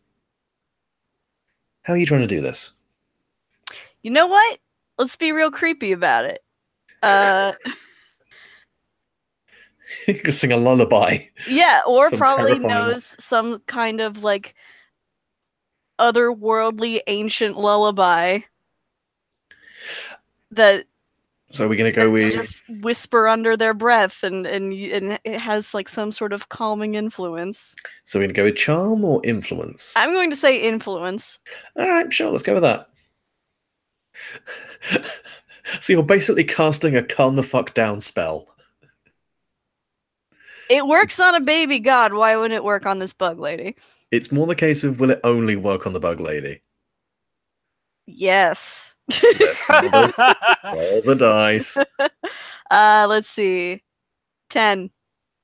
Oh, fair enough. Yeah, in which case you do it. It's yeah, I mean, does it gonna give it like a warm feeling, or just a soporific feeling, or a sleepy feeling? Probably not warm. like a bloody, thirsty feeling. No, wait. Soothing. Soothing's good. Soothing's good. Soothing in the way you put a pillow over someone's face and just hold it there. Yeah. Yeah, shh. All right, fair enough. Does it basically dull her senses a little bit? Yeah. That's pretty much what she needed, honestly. She needed something to quiet her senses because there is so much happening all at once. Cool. Yeah, in which case, yeah. And that's kind of enough to not so much blot out what's around you, but just to turn it into, it almost shapes it into things you can process. The flow of people around you becomes more of like a stream, like a flow of humanity more than a cacophonous, crashing amount of humanity. Even the cold becomes more of just like a constant breeze on your kind of carapace more than a just cloying, freezing frigidity. And yeah, Atreyu has already kind of crossed the road, he's kind of hopping slightly from one foot to another, like, what the fuck are you doing? Get over here.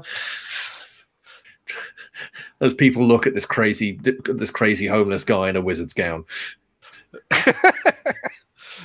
Yeah, Echo will cross. Like, that's the person they notice, not the giant suit of armor walking alongside them. Look, we've got 3 cosplayers, and then we've got and then we've got a crazy homeless guy. In London, you pay attention to the homeless people. They may have knives. Okay. Oh, you know what it sounds like? I have this perfect idea for this ancient eldritch lullaby. Go on. Here you go. Oh no. Well, of course it had to be this, didn't it?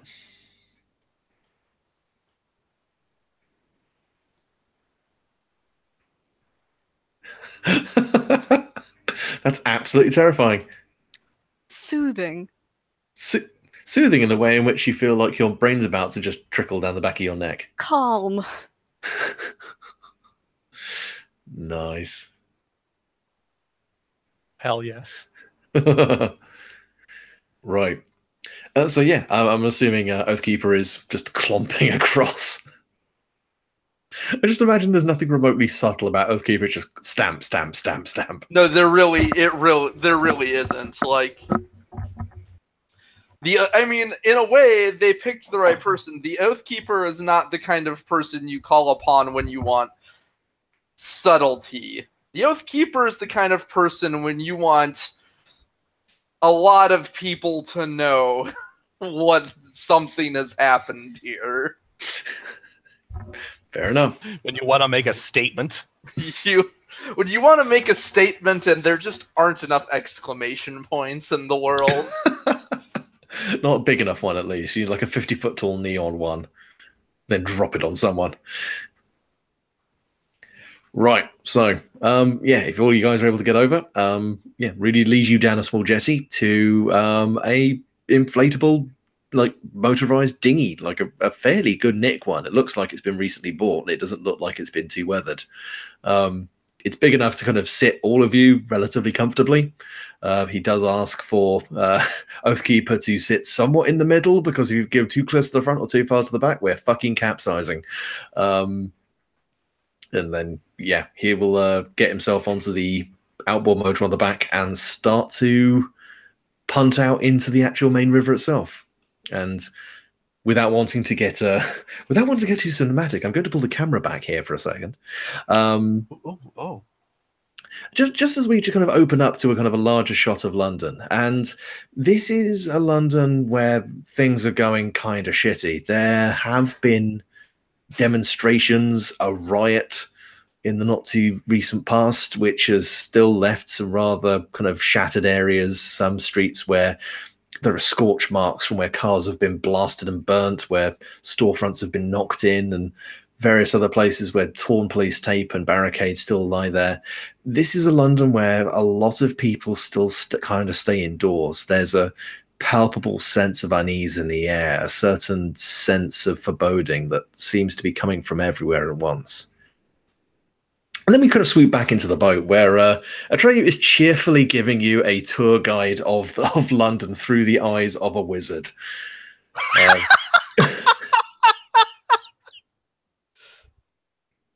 where Echo is listening rapidly. yeah, Adro is kind of heavily going.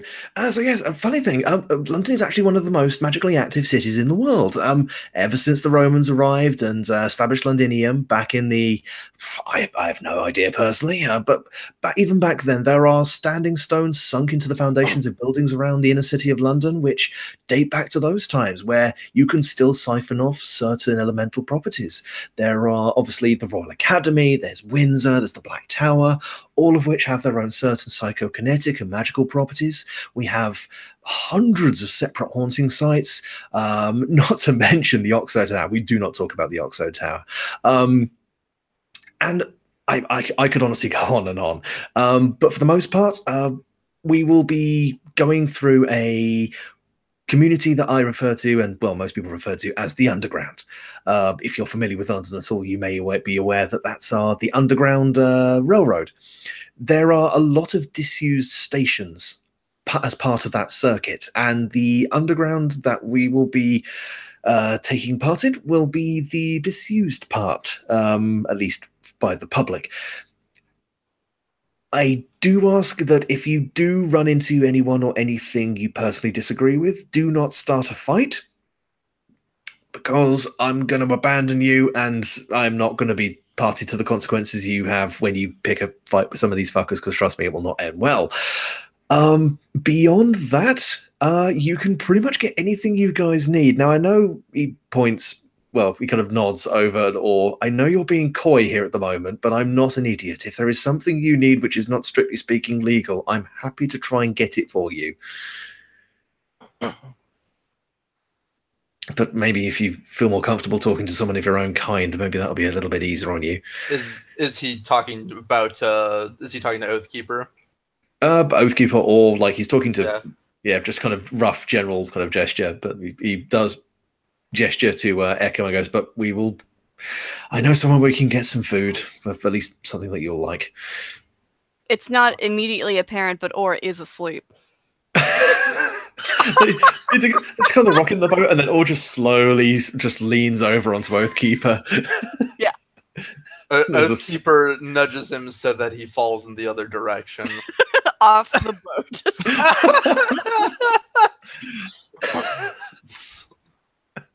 I almost want that to happen, but that would be a really dicky thing to do.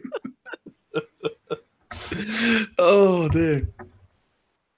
But yeah, he nudges him. How about this? Oathkeeper nudges him forward, so he's just leaning forward against whatever is in front of them, like the driver's seat or something. Good. Nice. This place is.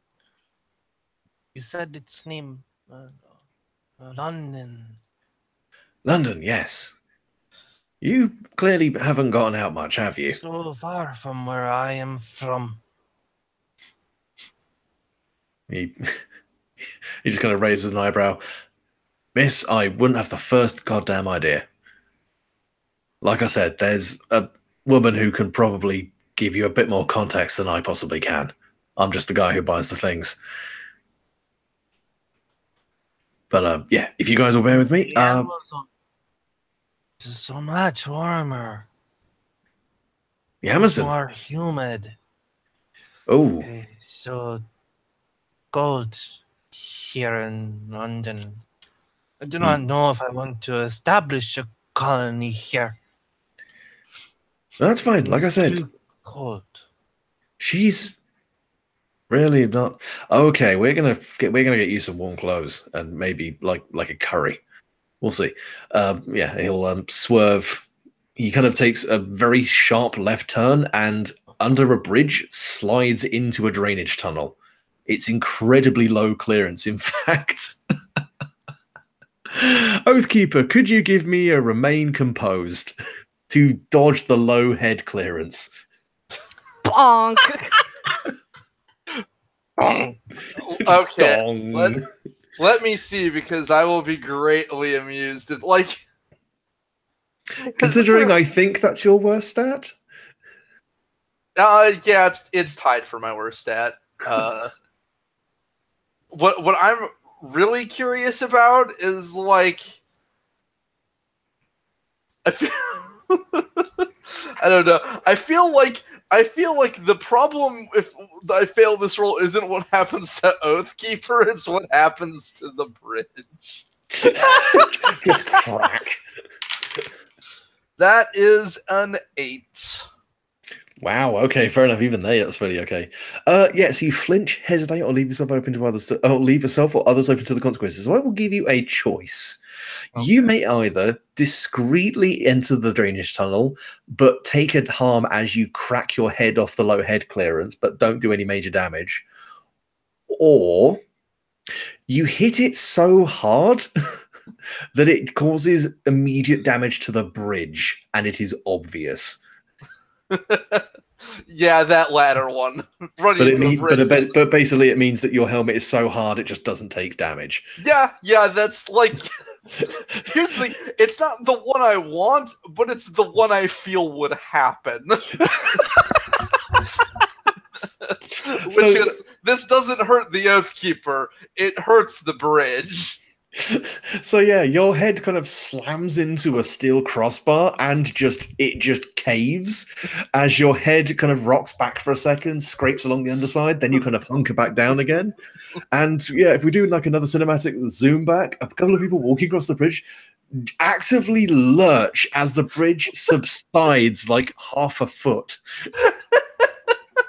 Some guy halfway across in a black cab just like skids to a halt and kind of goes, "What the fuck was that?"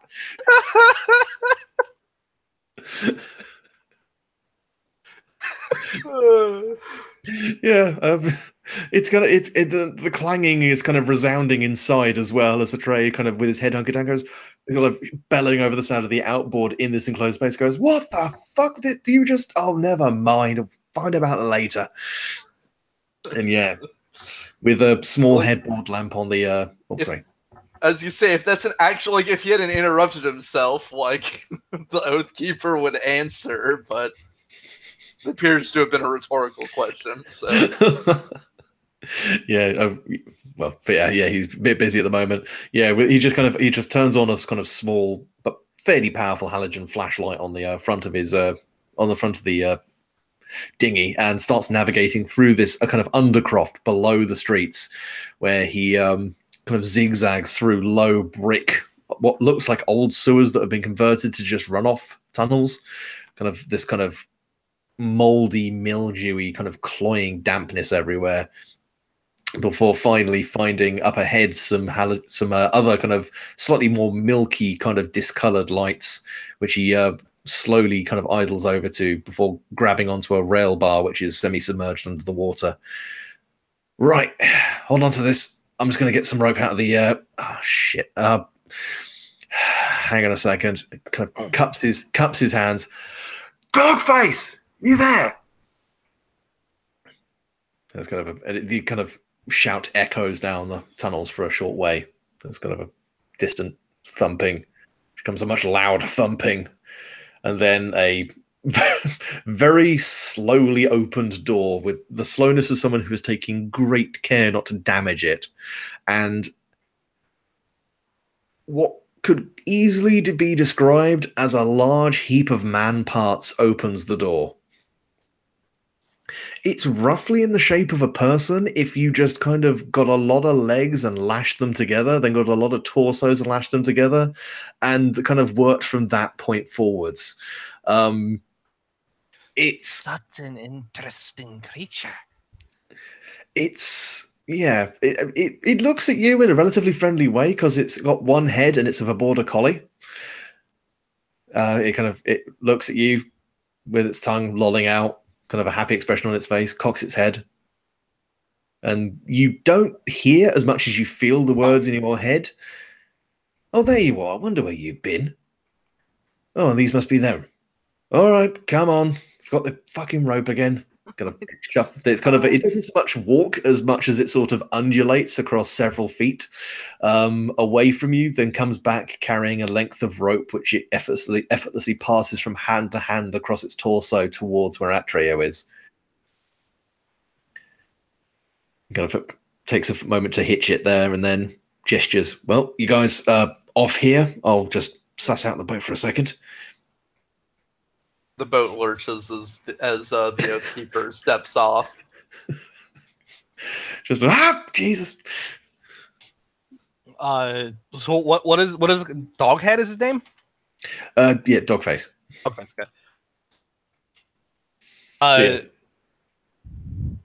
Echo is she climbs out and like with great interest tries to understand Dogface. Are we talking like, just like observing him or observing him, but like in a really like intrusive way that she gets up close and like possibly even pokes his limbs or pokes the connections between them and I just whisper her to her as I pass by out of the boat, behind the ears. she pokes behind the ears. there is like a crash as Dogface just kind of rolls over? In fact, or could you give me a remain composed as you're about to get rolled over onto? Oh, damn it. You should not have said that while going past. That's the weak spot. Just Bum, bum. 5. yeah, you get a large kind of heap of flesh land on you. Oh, wait. 6. You still get a large. Yeah. You get an experience, but you still get a large heap of flesh rolled onto you. It's not necessarily a fun time, but it's not particularly painful. It doesn't cause you any harm. Echo is very curious about this, and then just kind of does that again. Yeah. I'm afraid you're sort of just kind of eclipsed as Dogface goes over for the belly rub. There's just like 7 legs all flailing in the air and like how many bellies? About 4. Like a couple of them are fairly well defined. One's quite tubby, and another one's just very thick and hairy. I guess like she recognizes some kind of traits of her grubs, and so like yeah, she gives a little belly scratch. She gives it 4 belly scratches.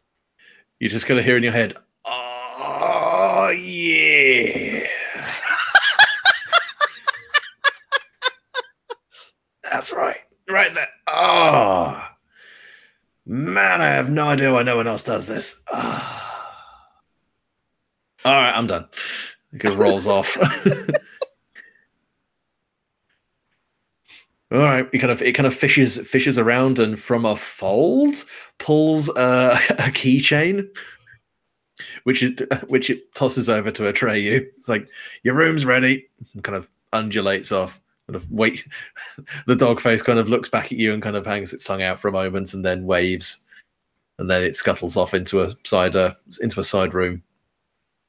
The kind of other side of this door is actually fairly expansive. It looks like an undercroft or some kind of just more. It's difficult to describe, like a catacomb of some description, like low vaulted ceilings, pillars every kind of 8 feet or so. It seems to be some kind of supporting structure, but it's got reasonable head height. You don't see anyone, but you can definitely hear distant sounds of footsteps, conversation, sounds of cooking by the sound of it. And every so often a kind of independently rigged and erratic looking light casting out just enough light to see where the marks are. Atrio finally wades over from where he sort of slightly fell in, hitching up his trousers and hitching up his robes and bringing them out. All right, I see you guys. No, it's just his trousers. He's not wearing his robe. Well, you can't properly wring out a robe unless you take it off. Well, no. He's not wearing it. Oh no, of course he isn't. Sorry, brain. Because Echo was going to give it back. No, that's fair. When he came back up. I remember, brain's not braining. But yeah, and from here on, he looks around and goes, right, I see you guys met Dogface. Clearly, that went way better than I anticipated. Most people scream, vomit, or run away. Clearly, belly rubs That's the first time I've seen anyone do that voluntarily. I'll put it that way. Right. We Strange and interesting creature. Yeah, he's a self-made man, you could say. We should probably keep moving. I heard that the triplets are here today, and they're not going to be any fun if they catch wind of newbies. Right, let's. Triplets? It's probably not. Look, if you see three kind of glazed-looking guys, all wearing like mismatched clothes, keep eye contact and back away. Sounds like more trouble than it's worth. Let's get this over with. Yes. Come in. He kind of gestures over. There's a kind of open door with light from inside. It looks much better illuminated in there. And he goes, this will be us for the foreseeable, ideally not for particularly long, but yeah, come with me over here. And leads you into a safe house. And this is a proper strong room. This honestly looks like it may have been a bunker at some point. The door is thick with ratchets and flywheels on the opposite side to allow it to secure from the inside. There are a fairly large expanse of tables, cabinets, and a couple of cots pushed off to one side for sleeping, although this may have been an afterthought that did not occur to him until later, that maybe not a huge amount of you guys sleep. But the big thing, the most obvious thing, is there is a large cork board, probably like 6 foot across, put up on one side of this rather large room, which has a selection of large photographs and lines pulled between them. And he walks over to it, gestures that you come over, and nods at the board. Right, this is it. Louisa Trosh it's a complicated situation at this point. A very well-connected woman with a lot of pull from a lot of different places. And as we saw previously, and as we said, we're not able to take her head on straight away. So Maria and I have identified a few places where Louisa is most vulnerable. There is a nightclub in Camden where she appears to be using it for some reason. We've been hearing that she's been pulling a lot of favors out of people over there. There is a fight club out over in All Hallows, where, again, we may be running into things more than we expect. And there is also the Apsel estate. He points to a picture of what looks like an incredibly badly maintained tower block. And God fucking help us if we have to go in there. It's pretty much, well, I'll put it this way. We'd be lucky if we got a spine back if we sent someone in there. But it seems to be the quickest way to her. It's one of the best ways. This is a moneymaker right here. Most of the drugs that are coming into London come through that place. If we hit that, that will keep a lot of her people busy. The Fight Club, I've heard some weird fucking things about that. And if we're looking into stuff that might be revolving around, magical warding and shit like that, that might be worth looking into. And the nightclub, all I know is there are people going in there who have no rights being in a popular fucking nightclub. So he shrugs. It's the best we've been able to work up. Well, matey from the National History Museum, some theological specialist. I don't remember the specifics about it, but guy got apparently caught in El flagrante delicto, I think is what they call it, with a couple of people. And, when you've got tenure, that's probably not a great thing to be caught doing. So he's been... has her head tilted because she doesn't... He makes a tunnel-like hand with one hand, takes a finger with the other, and slowly... I actually wonder whether that makes any more sense to her. It really doesn't.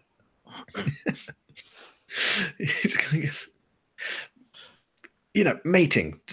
You put the reproductive thing in the other reproductive thing, and squish. They mated with another. They mated with one other than their betrothed.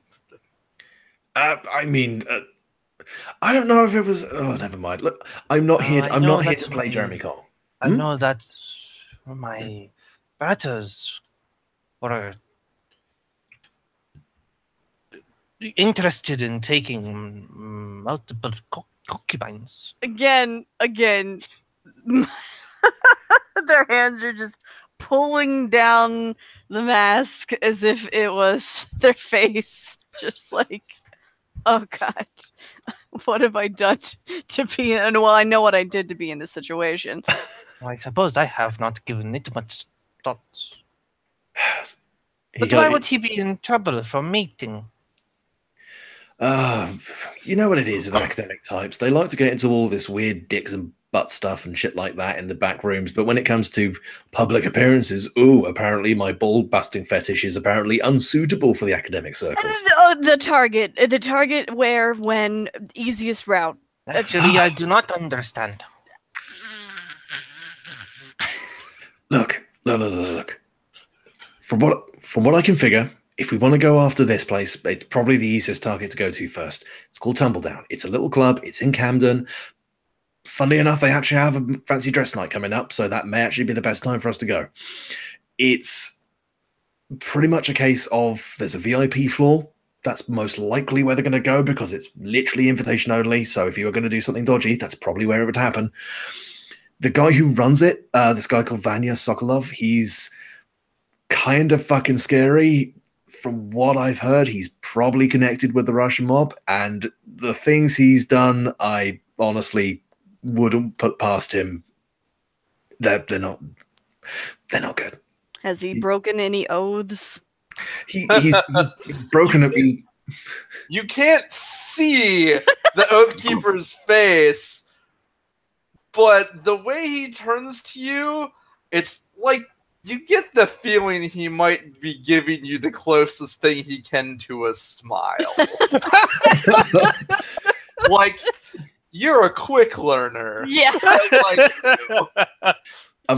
He just kind of looks between the two of you and goes, well, I mean, the guy's kind of stock in trade isn't getting people to break them. He's like the honeypot master. He will put people in the worst fucking situations, and then snap, it's on your Snapchat, and away your social decorum goes. A facilitator, then. How does a facilitator compare to another oathbreaker? You imply a measure of blackmail with his actions. I don't imply. I outright stand from the rooftops and bellow it. The fucker's a complete and total shit. He is well known that you do not go in there without a fucking cast iron cage over your cock, or it's going to be plastered somewhere. If he extorts those who expect a measure of, I'm trying to think, what is the word? Discretion? Discretion from him, then that too is an oath broken. I mean, what, mate? Whatever floats your boat. I'm absolutely fine with that. Yeah, I would say this is probably the best one to go for first, because first and foremost, it shouldn't get too public. Because, I mean, you guys, you kind of gestures up and down. You won't look at a place at a Camden fancy dress party. You guys pretty much look like you walked straight out of Comic-Con. If you're... I know not the things you're saying. There's really going to have to be like a catch-up thing here, isn't there? Oh, man. A cabin... What? A cabin what dress? So... I'm gonna assume that I have a level of control over simple things like appearance, and I'm just gonna snap or something, and the robe will become very lacy and dress like, and the mask will change too to something a little bit more fancy. Ready to go. Atreyu kind of looks. Turn it back. Turn it back. Turn it back. Turn it back. Turn it back. Turn it back. Turn it back. No. No. I think you were saying that. No, mine, not yours. Yeah, sorry. No. By the way. Oh yeah. That does remind her. Echo takes off the cloak and hands it to Atreyu. Oh yeah, he smiles, nods. We're takes all it in back robes off you. around here, except for this big metal guy. I am no longer in a robe. I've got some things knocking around here. It's kind of and he kind of gestures, and yeah, the place is kind of a fucking tip around here. There's all sorts of shit lying around. Could you guys each roll me 2d6 and give me a rough idea about what thing you might want from this pile of shit? Don't have to give me something specific, just something general. What's the desire you want to meet right now? The desire from what? So, what desire do you wish to fulfill right now? All right. So just 2d6 flat. Just 2d6 and let me know what you get. I got a 5. Ooh, okay. I got a 6. Oh dear.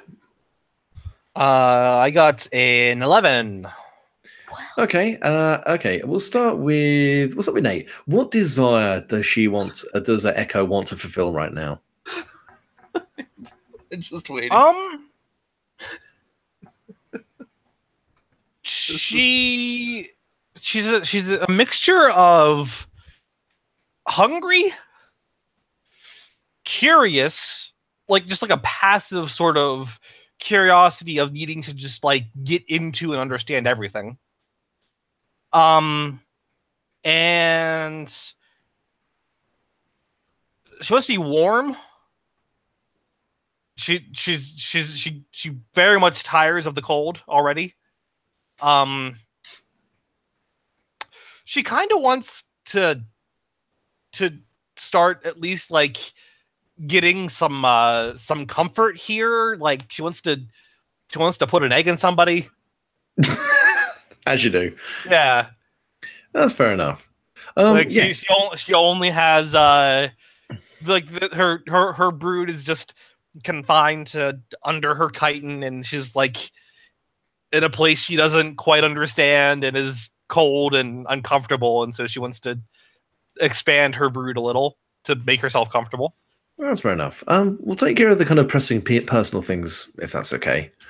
Echo kind of looks around and you see there looks like there's some kind of clothes. Everything seems to have a rough order to it. It's just kind of seeing past the shit to the stuff that's actually kind of useful. And you do see what looks like a really nice, thick, quilted set of winter clothes. Looks like some kind of jacket, a hood, and a pair of thick pants as well. All of which seem to be a matching set. They actually look quite clean and fairly new. She walks over and she'll put it on. It is beautifully warm and very snug, and fits quite nicely. It's got straps to cinch together if it's too big, so you can get as much or as little give as you need in it. She releases the biggest, most relieved sigh, and I'm sure as they've all been hearing some like just passively hearing clicking coming from her, like I'm sure that it started to that they'll understand that this is a happy clicking. Yeah, and just from picking up the warm winter clothes, you look where they were hung, and you unfortunately can't read this, but there seems to be a fairly pristine cardboard box which has 4 letters printed on it. Maybe one of the others can tell you what that actually means. This word, I do not understand it. What's it say? Spam. It's a delicacy.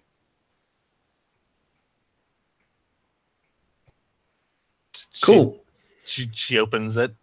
Yeah, there's maybe 30, 40 slightly tapered rectangular tins with a strange metal key like contraption.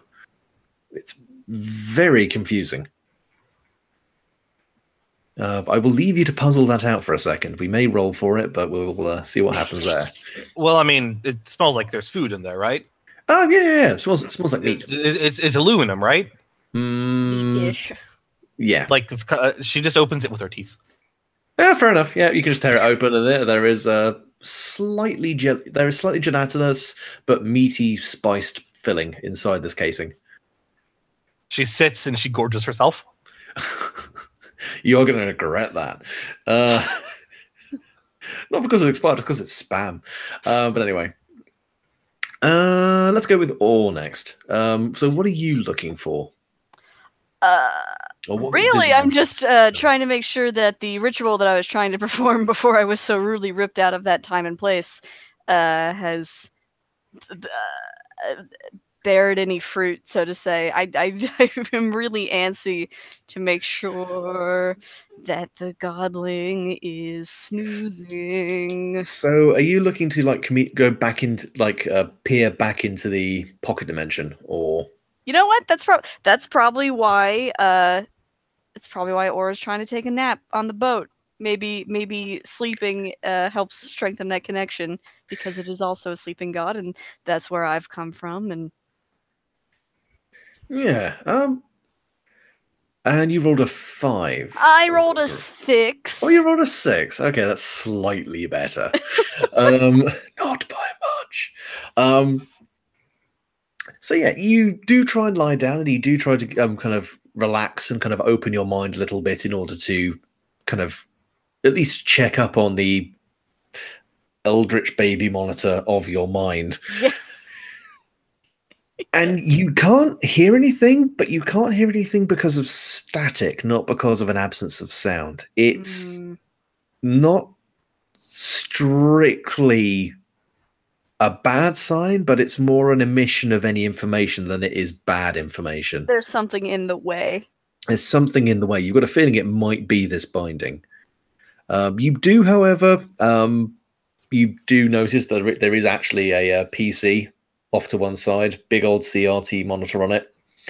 And it does have the internet if you do want to have a pootle around and check to see I look up any recent news of 18-car pileups. There is actually a on the BBC News website. There is a link to a massive chemical spill and multiple car pileup, which has resulted in 8 fatalities, 31 casualties, with more to be announced at this time. But yeah, it does look like that was a fairly severe crash. You can kind of see some little low-res snippets of news footage around there. You can almost see yourself wandering around the bottom of the scene. Then you just sort of disappear from the footage. Good. One good thing came from this. The apocalypse has not happened yet. That's always good. Mm. Yeah. Is there anything else you're looking for at all, or is that pretty much it? That's mostly my main goal right now, is to make sure that the apocalypse will not be happening while I'm doing this side quest. Yeah, you just kind of with that kind of done, you kind of sit back and you look at the PC a little bit more, and yeah, it's got Doom on there. There seems to be Echo kind of like sidles up to the PC and tries to see if it contains food. It's a box. I kind of smack her away. She hisses and clicks at him. I doubt it smells like food in any sense. It doesn't, and now it confuses her. Oh, this box does not contain food. What is this? Lies. What other purpose would you have for a box? Oh. Right, an Oathkeeper. What were you looking for? Oathkeeper wants a sturdier justification than he's gotten. He's gotten some implicit oaths, and he can work with those, but he works best with an explicit, I swore this to somebody, and then I broke that. Right, and you got a 5. Yeah, so he probably doesn't get it right just at this moment, but you're kind of mulling over the human bonds and the kind of oaths that people swear and the fealty to it. When out the corner of not your eye, but maybe your like perception, you see a figure hiding behind some cabinets. You spin around and you move towards it quickly, trying to see if this is some kind of assailant or some observer. They're clad in a black fishnet tank top, blue jeans, and a gas mask. And as you get closer, you notice it's a mannequin with a wire running out of its armpit around a large coil to a black box with a switch on it. That seems weird.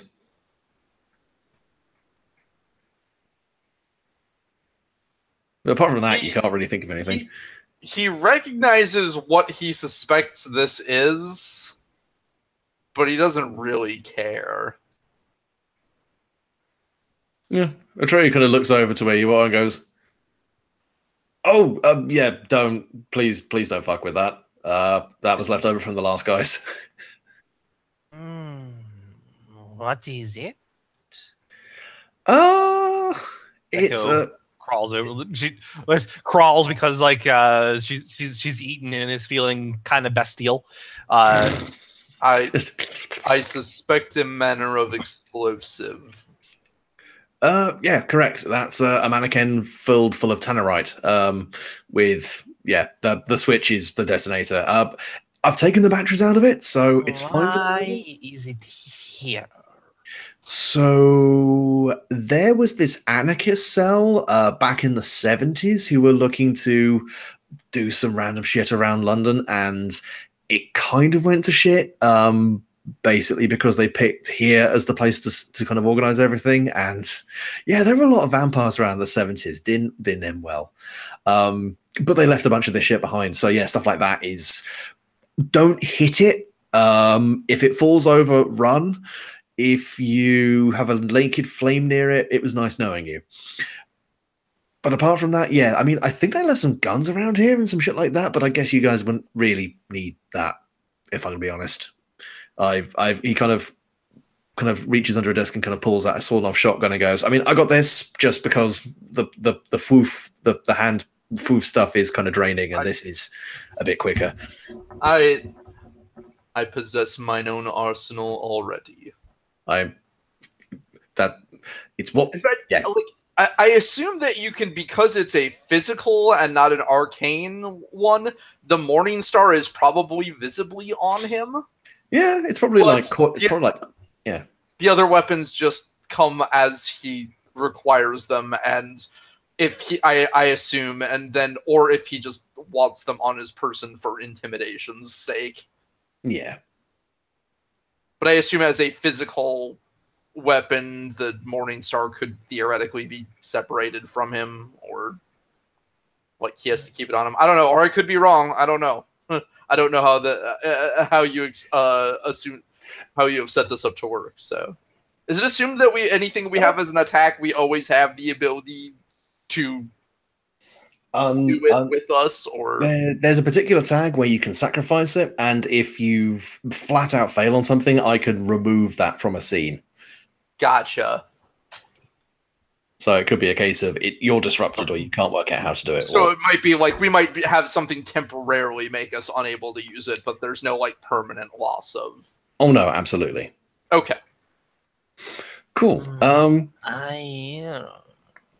Weaponry. Mm-hmm. Methods of killing. Not interested in killing. I cannot create a brood from the dead.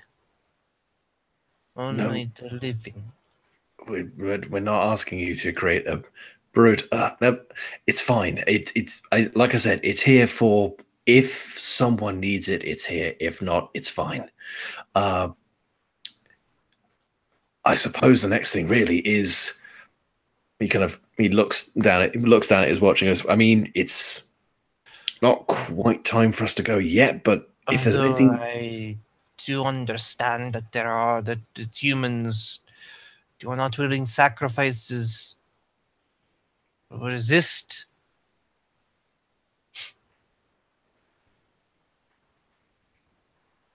Are there wedding sacrifices in this city? I mean, there's probably a couple of people I could introduce you to. Willing. That'll be an interesting one. Might be able to find. I mean, tell you what, there's a common area.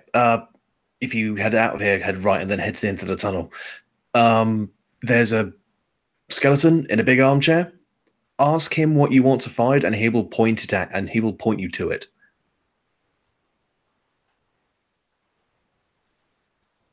Yeah, she'll leave. Away. she'll leave to go find a skeleton. Cool. Just out of it for a second. It's about 2 o'clock now, so maybe if we just do maybe another half hour and then I call it, because I have work tomorrow. I mean, I do as well. Man. So we can call it now if you want. Yeah, we could call it now for both of your sakes. Yeah. It is up to you. I mean, I can do another half hour, no problem if you want, but I'm also okay with calling it here if you want to get to bed. Well, I was just thinking, if we set everything up, so then we can just, if we do when we do the next one, we literally just go straight into the job. So that way, I can just kind of close off any last bits you want to do before we go. Okay. Sure. So yeah, is anyone going to go with Echo, or is it just going to be her by herself? Oh, that's a bad idea. In fact, I'll say as much while playing Doom. That's a bad idea. Oh,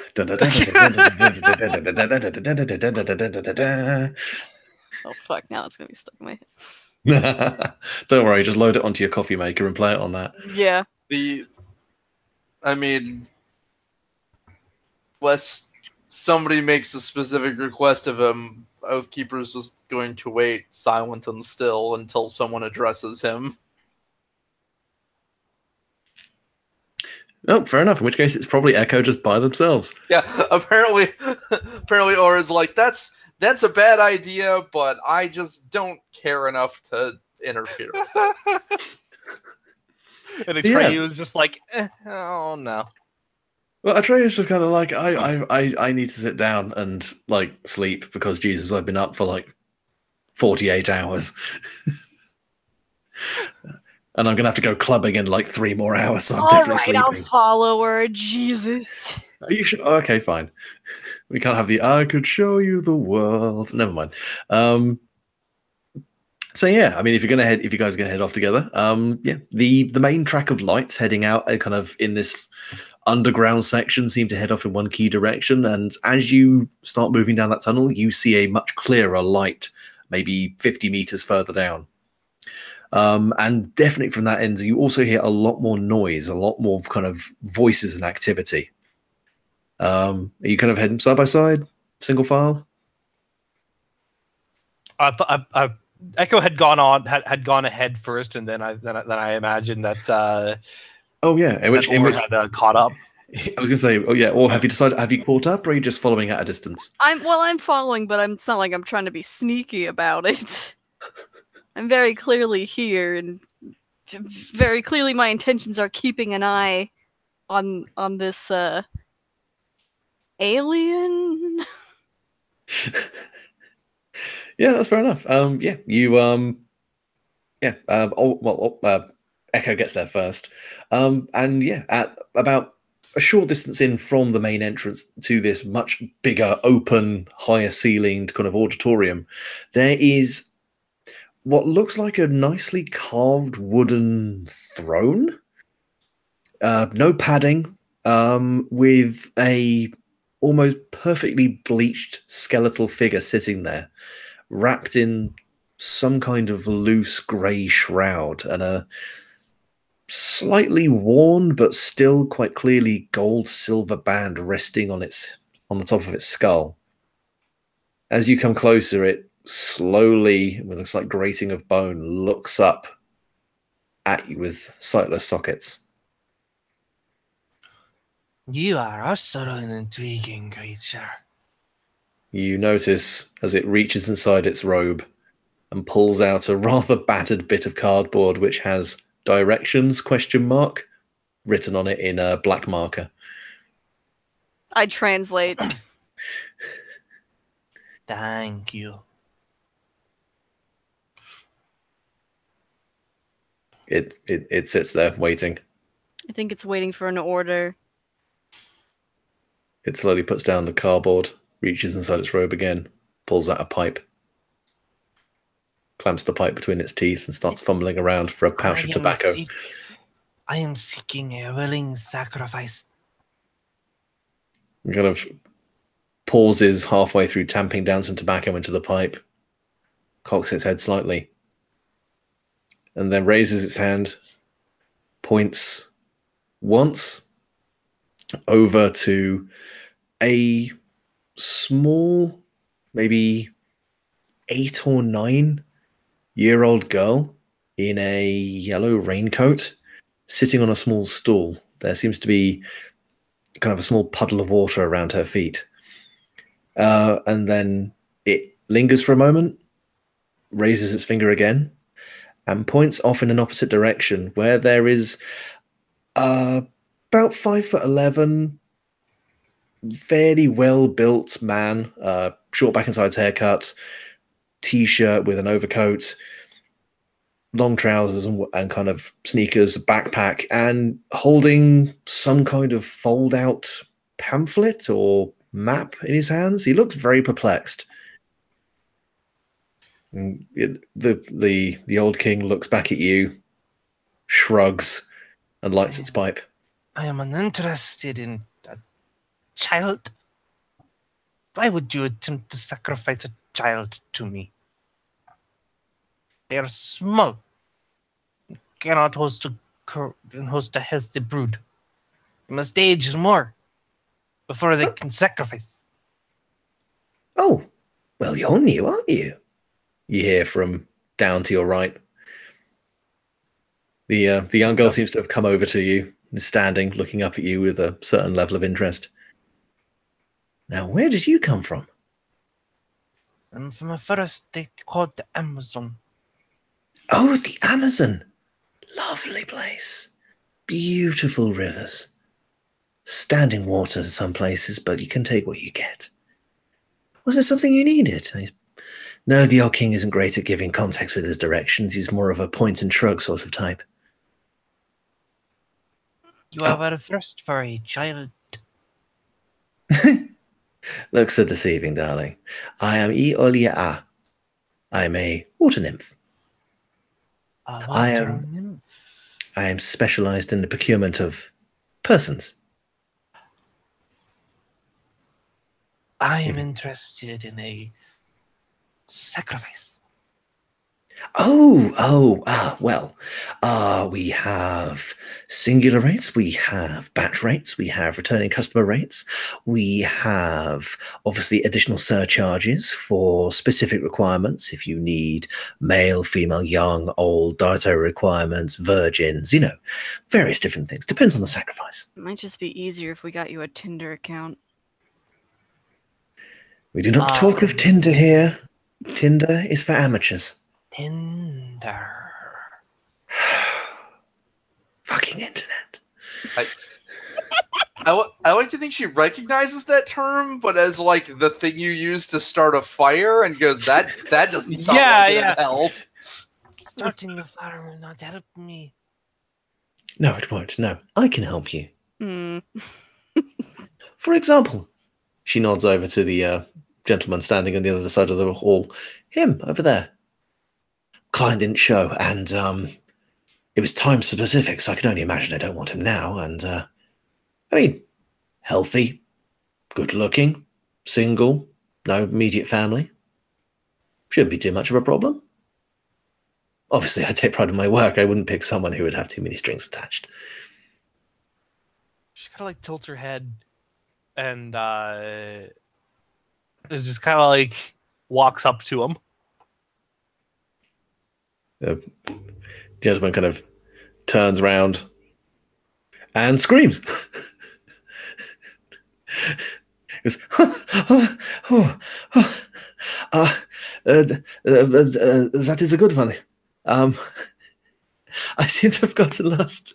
Is this the London dungeon? I think I was. He looks at his map again. I swear I went down a flight of stairs. I could not read the sign, but I thought it was. I must have taken a wrong turning somewhere. She's just kind of like walking around him really close. Do you work here? I'm afraid I did not buy a ticket. I am just trying to find a way upstairs. Where am I? And then she will she will let's see here. How should her ovipositor be hidden? Depends. How much body horror do you want in this? Why not? Let's have a little bit of body horror. Could have multiple, couple in the wrists, some in the Oh, back. that's true. That's true. If you're going full Devora. Oh, that's a good point. Yeah. She'll like hold up a hand and like kind of like put it to his mouth as if like at first it'll seem like she's shushing him, but then like she puts like her palm against his mouth. Or it's just going to take a hand and cover the mask where eyes should be. and but there then are none there. And then he will have a weird dream. You thrust your ovipositor into him, and his expression kind of freezes in kind of fright and pain for a second, then relaxes. Kids as these his days eyes and their egg kinks. Fucking Germans. She like gently lowers him to the floor while he passes out. Yeah, and Yolia is standing behind you again. He goes, "Well, I was rather expecting for payment up front, but I suppose we can put this one on a tab." Payment. Yes, payment. What's Services. Payment? Services rendered. I don't know this one. Pay with what? With money. Oh God, have I just? She turns to Or, goes, "Please tell me you're at least remotely civilized." Yeah, but I am not her keeper. Yes, but if neither of you is willing to pay, I'm going to start pulling limbs off. You're welcome to try. Dogface, are you there, Dogface? And there is a fleshy sound coming from behind you. What is it? These two won't pay. She points to the unconscious tourist on the floor. Services rendered. Is this true? I know not what payment. Look, Yolia here provides a very relevant and useful service for a lot of people, and she expects to be paid in money. Now, you seem like a nice enough person, Betty Rubs, notwithstanding. Do you have any money?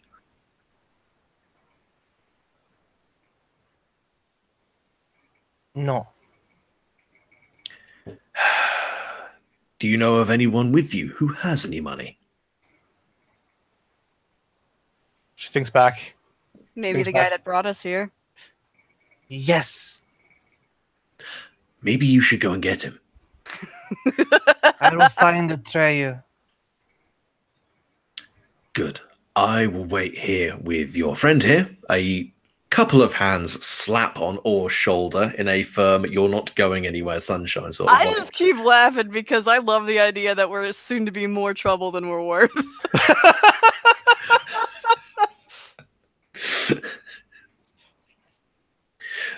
Yeah, and is Echo just going to run back to the place again? Run is a over exaggeration. Walk. Wander. Saunter. Yeah, I mean, you find Atrio kind of dozing on a cot. I'm imagining Oathkeeper is not moving. Atrio kind of goes, what? What is it? I was not aware of money being a matter here. Oh, you've got to be joking me. Okay, what did you buy? A sacrifice. A what? Okay, what did you buy as a sacrifice? Down the hallway. A human to host a small brood. Oh, great. Okay. I was not aware has a cost. The humans who sacrificed themselves to me and my siblings and my mother, He's already rolling over a cot and feeling underneath it. I told you it was a bad idea. they did so without cost. We protected them. It's complicated down here. Just here, he pulls out a plastic carrier bag, with a tied off top. It looks stuffed full, but loosely, like it's lightweight, but the mass inside seems to be fairly lightweight, and throws it over to you from the cart. Just give that to her, and that'll be enough, I think. I see. She will leave. Yeah. And She will go to this little girl. yeah. This water sprite. Yeah, in the meantime, Ilya has just been kind of looking all up and down in the way an appraiser looks at a gemstone, just in the sort of way. You are interesting, aren't you? I can see that little thread. Never thought I'd see something running to something so big from something so, well, you. I'm not that short. I wasn't talking about stature, honey. Ah, here's your friend. I suppose you have the financials all taken care of? She is now looking directly at the bag. She hands the bag over, as if it's a completely foreign object to her. Yeah, Iliad kind of takes a fingernail, which you can now see is, while short, very sharp and pointed, and slits a little bit of the bag and pulls out loose, crumpled banknotes. Just smells them. She goes, this looks about right. Yes, good. Well, it's been a pleasure, but please take no offense in the fact that if you do try and take it in my merchandise without paying for it up front, I will kill you. Ta-da! And she skips away with the bag under her arm. Dogface, while still standing there, just rumbles very quietly into your head. She's a prima donna, but she means well. I mean, insofar as one can when they abduct people for human sacrifices. There you go. Look, I haven't got a moral plateau to really work from here. I was stitched together by several cadavers and a dog. I am very confused. This is so different. I'm going to need information. Well, I can tell you that in most societies, things work by way of trade. If you want something, you have to trade something of equal value. And useless paper, is that? Some societies have made useless paper worth something because they believe in it.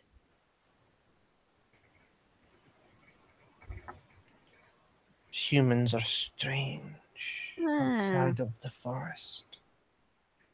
Tell me about it. There's a slapping noise as he undulates away. Yeah, the German tourist is just lying there, twitching slightly. Has been throughout this entire conversation. Should just kind of she just leaves him be at that point. He'll find his way back. It's fine.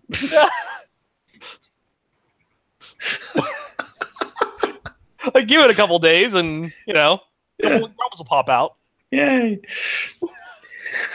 Man, what did you eat? I don't know. Gas station sandwich. Why did you eat sushi out of a fucking vending machine? I don't know. Oh dear. She feels more comfortable now that she has at least some semblance of a foothold. Oh, that's fair enough.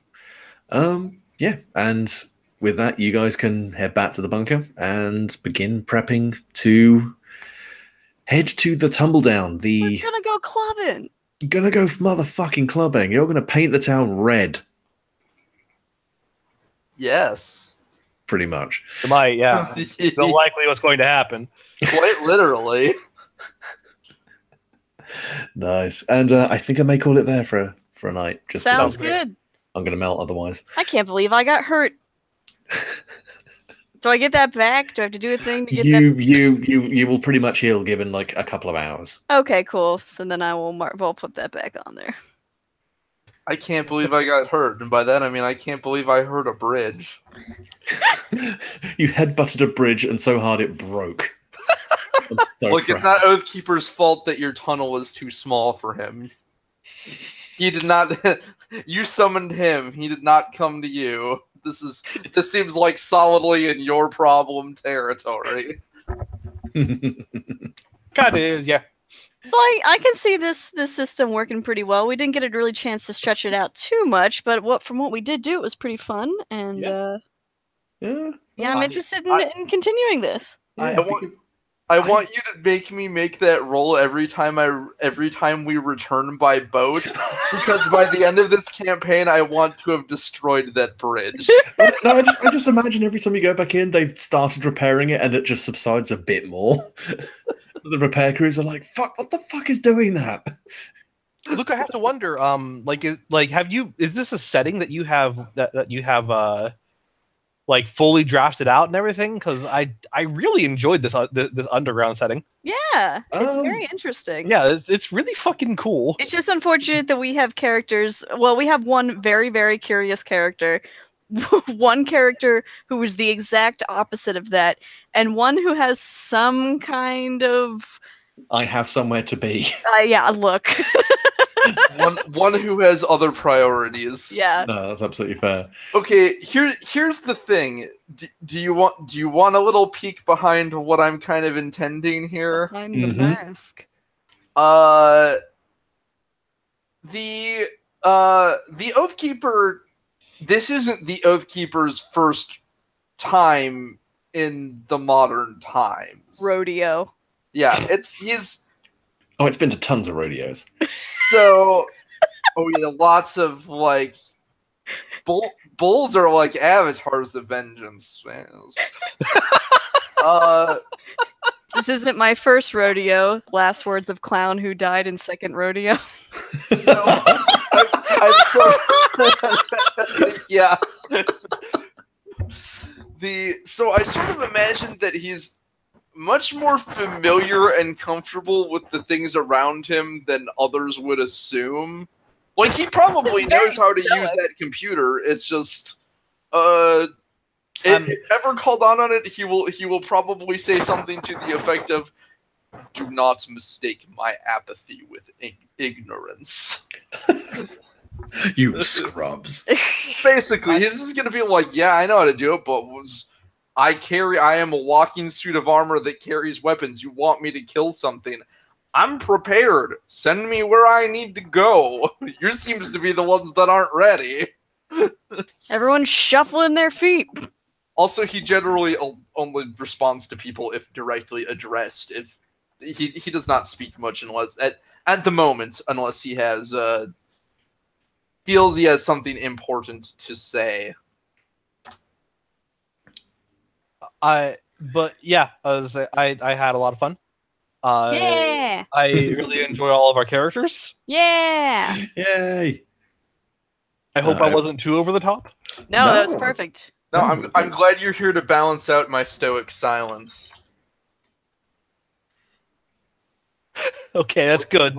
Let's see if I can stick to a character that does not speak much this time. Because if left to her devices, Echo will absolutely go fuck off or something. Yeah, and that's where I come in because I it's just like You need this over with so you can get back to full-time taking care of your god. yeah, I'm babysitting on the side, but I was in the middle of another babysitting job when I took this one. Three men and a god. Still have your bucket with you, right? You can just bring that along. I could probably manifest that out of something. Yeah, just reach into the planar dimension of buckets and pull one out to bucket fine. space. Also, do not worry. One thing I should say is that the Oathkeeper does not kill unprovoked. His preferred method of dealing with humans that maybe try to guard somebody's killing is just ignoring them as they fail to do anything to him.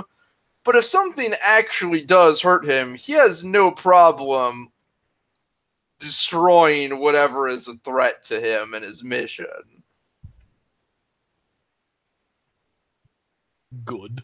For the most part. There are sometimes if he's in depth of a job, there might be some measure of nuance when you have a case, well, he's after someone corrupt, but the people protecting him don't know the monster they're protecting kind of junk. He may care a little then. We'll see. We'll see if it comes up. All right. So end of session, we look at images, right? Mm-hmm. I definitely feel as if I played towards the images of protective of her young and always planning for the future. Yeah, I would say that's fair. In which case, yeah, take an XP. Is it one or one for each image? I cannot recall. I think it will be one for each image. I think it's only when you're assisting someone else that they can only take one per player, not one per image.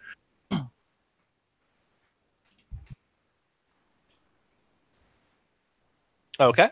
What about the others? Oh, by the way, Nate, mark one progress on each one of those as well. Progress on what? On each of those image. If you've reinforced both of those, mark them as one progress on each. Okay, that is not in the. It may not be on the playbook, but it is in the rules. Sorry, there may be something I didn't fit in there. Okay, and what's the total amount that the progress goes? When you go up to 3, then you can choose to lock it in place. And when you lock it in place, you can then start drawing upon it as a resource. Okay. Interesting. All right. That's cool. My images are being responsible for the sleeping god and keeping the god asleep, which are kind of up in the air at this point because I started off the session being irresponsible and ended the session unknowing the god's current status. Well, you did pursue the responsibility there. The question is, because if I remember right from reading the sheets, do you feel you've betrayed one of those images? No. No, I don't think you have. I just don't think you've necessarily. Actually, no. I'd say because you caused a massive catastrophe to actually get what you needed to do. So I'd say you at least did keep the god fed, if not made sure it was asleep. I'll tailor that image a little bit. Keep asleep/fed. All right. I'll argue I took a step for they must know their sins by making some attempt to suss out what. Oh yeah, you didn't just blindly step forward. Yeah, what sins may have been committed? Because the whole thing is he's just gonna I don't have to do shit if he could not find a reason to go after these people. He just stood around. Probably. Yeah, I'll say that's fair. But yeah, you definitely. Yeah, I mean, the Oathkeeper definitely has a knowing sort of. Yeah, I can find ways to word this in which allows me to murder the fuck out of them. Oh yeah, no, he's got a bit of a. If he needs to kill someone, there's usually a justification. People are generally not sinless. He broke the covenant of not returning library books beyond their And he doesn't- beyond date. At the moment, I don't have a specific image for actually, like, it's still something he behaves, but I don't have a specific image for that they, for not killing people who don't. So there, like I said, there are he tends to weigh other things as judgment calls. He's just like, the people who like full on oath break are the ones where he just becomes the avatar of vengeance at them too. Yeah. This becomes a big old murder machine. Excellent. Nice. Well, Luke, thank you for running this. Well, thank you for playing it. I look appreciate forward this. to the next session Yeah. where we go clubbing, and it becomes that sequence from Blade. I was gonna say that sequence from Devilman Crybaby, but you haven't seen that, so maybe that's for the best. Yeah. I don't. Yeah, I wouldn't recommend it. Devil May Cry, baby. What happened in that sequence? No. Basically, they want to summon demons, so they pick the most depraved place to do it, a fucking club. And then so everyone's clubbing, and they're just like, you know what, this isn't depraved enough. So the guy starts stabbing people. Oh. And then the demons come. Okay. That's... Yeah, Devilman Crybaby is arguably the anime I hated the most. I like Devilman Crybaby. We don't have to get in this Yeah, conversation. we're not going to get into that fight. It's okay. That same scene is in the original manga, too.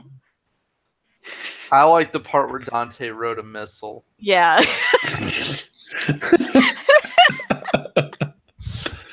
Oh, excellent. man. All right. Well, is there anything else before I end the broadcast?